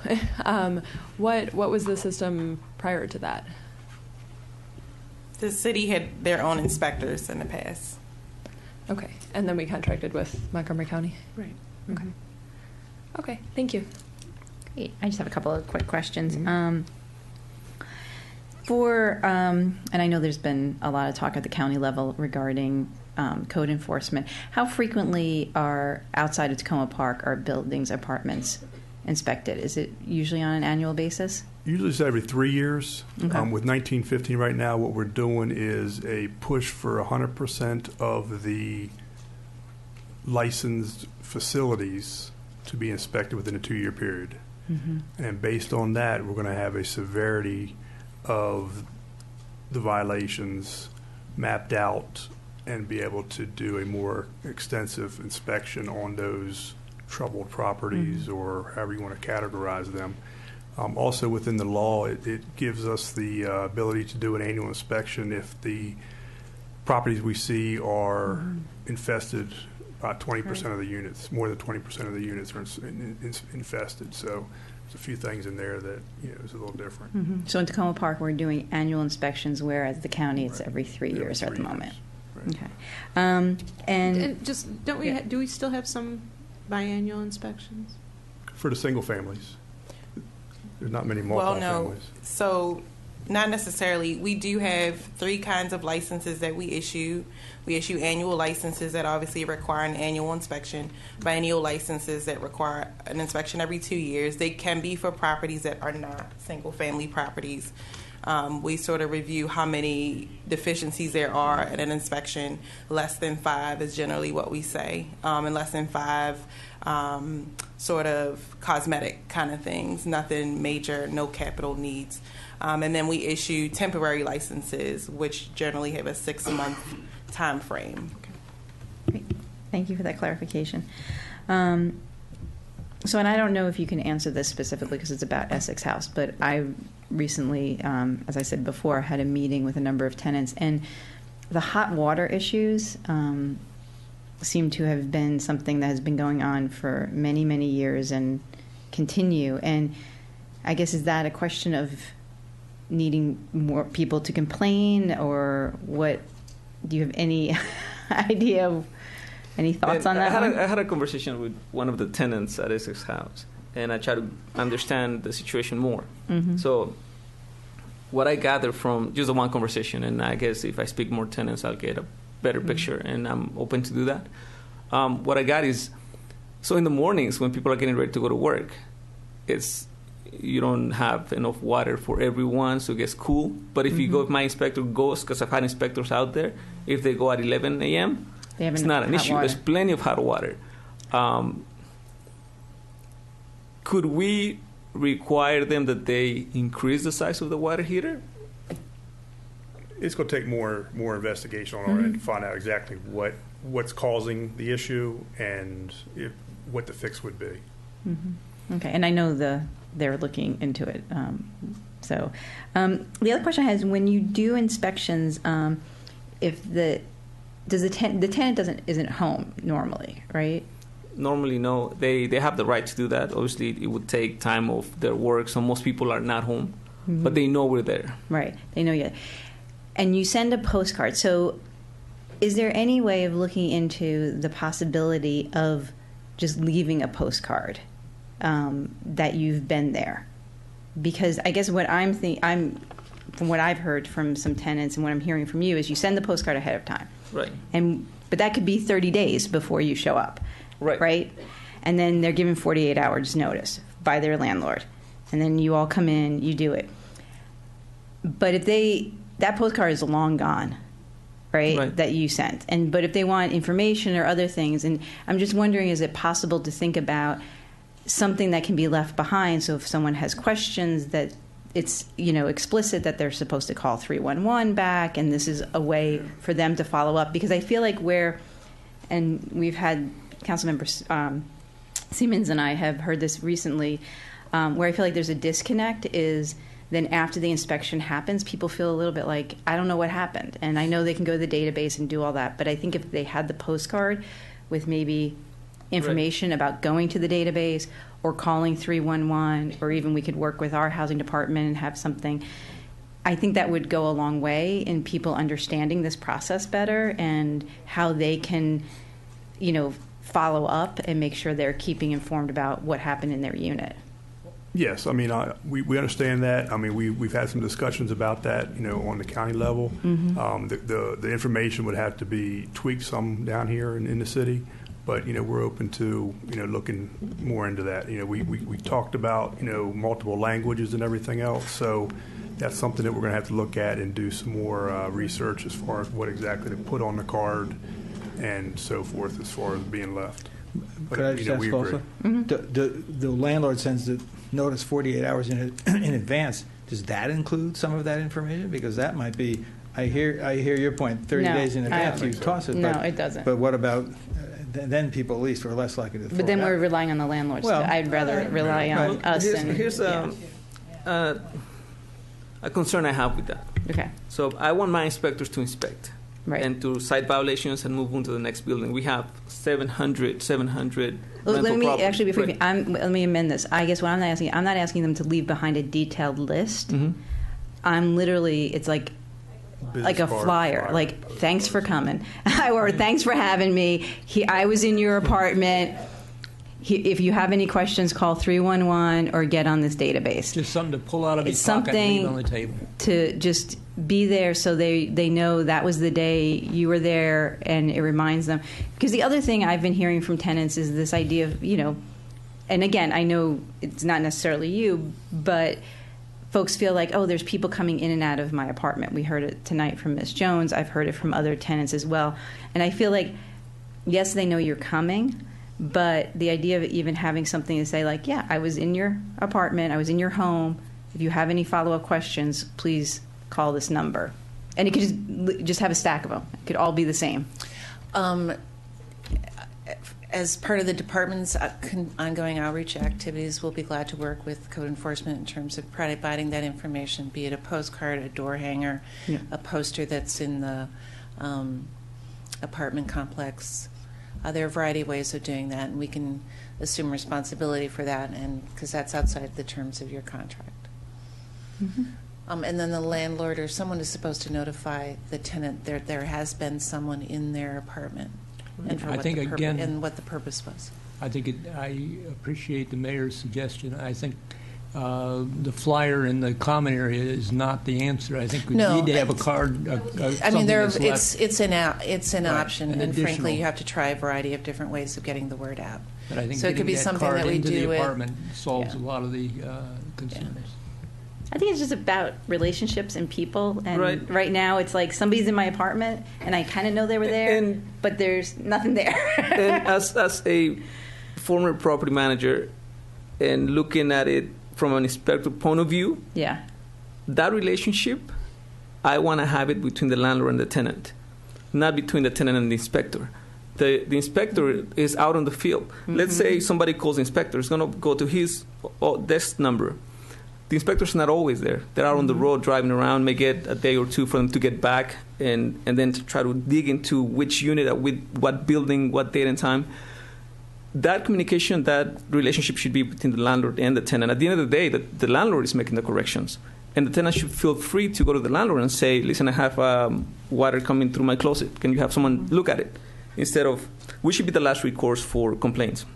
Now, we do the annuals. I would be happy if the card said, contact your manager if you have any questions. But again, they know that you've been in there. They know that it tells them they can go to the data mining to find information, and it tells them talk to their manager. You know, and I actually, sorry, just to build on that, the idea that it would have multiple places for them to go. I hear what you're saying.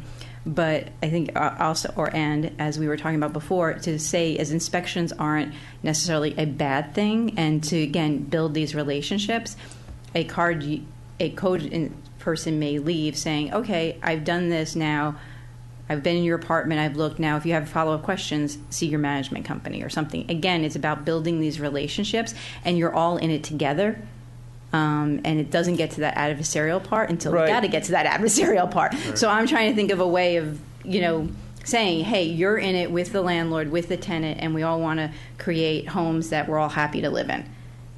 And the problem is that there is that 5% of landlords where we have the problem. And, so we've got to try to solve that problem while doing it something that you don't have to guess which are the 5%. We can just do it across the board. But we can figure out a postcard at some other time, not at 10:45 at night. So I think with that, we just want to thank you very much again for coming, and to thank Ashley and Sarah, our housing staff, and everyone else. And this was really helpful. We get a lot of questions about this, and I very much appreciate you coming to the city tonight. Thank you. Thanks for having us. Thanks. Thank you.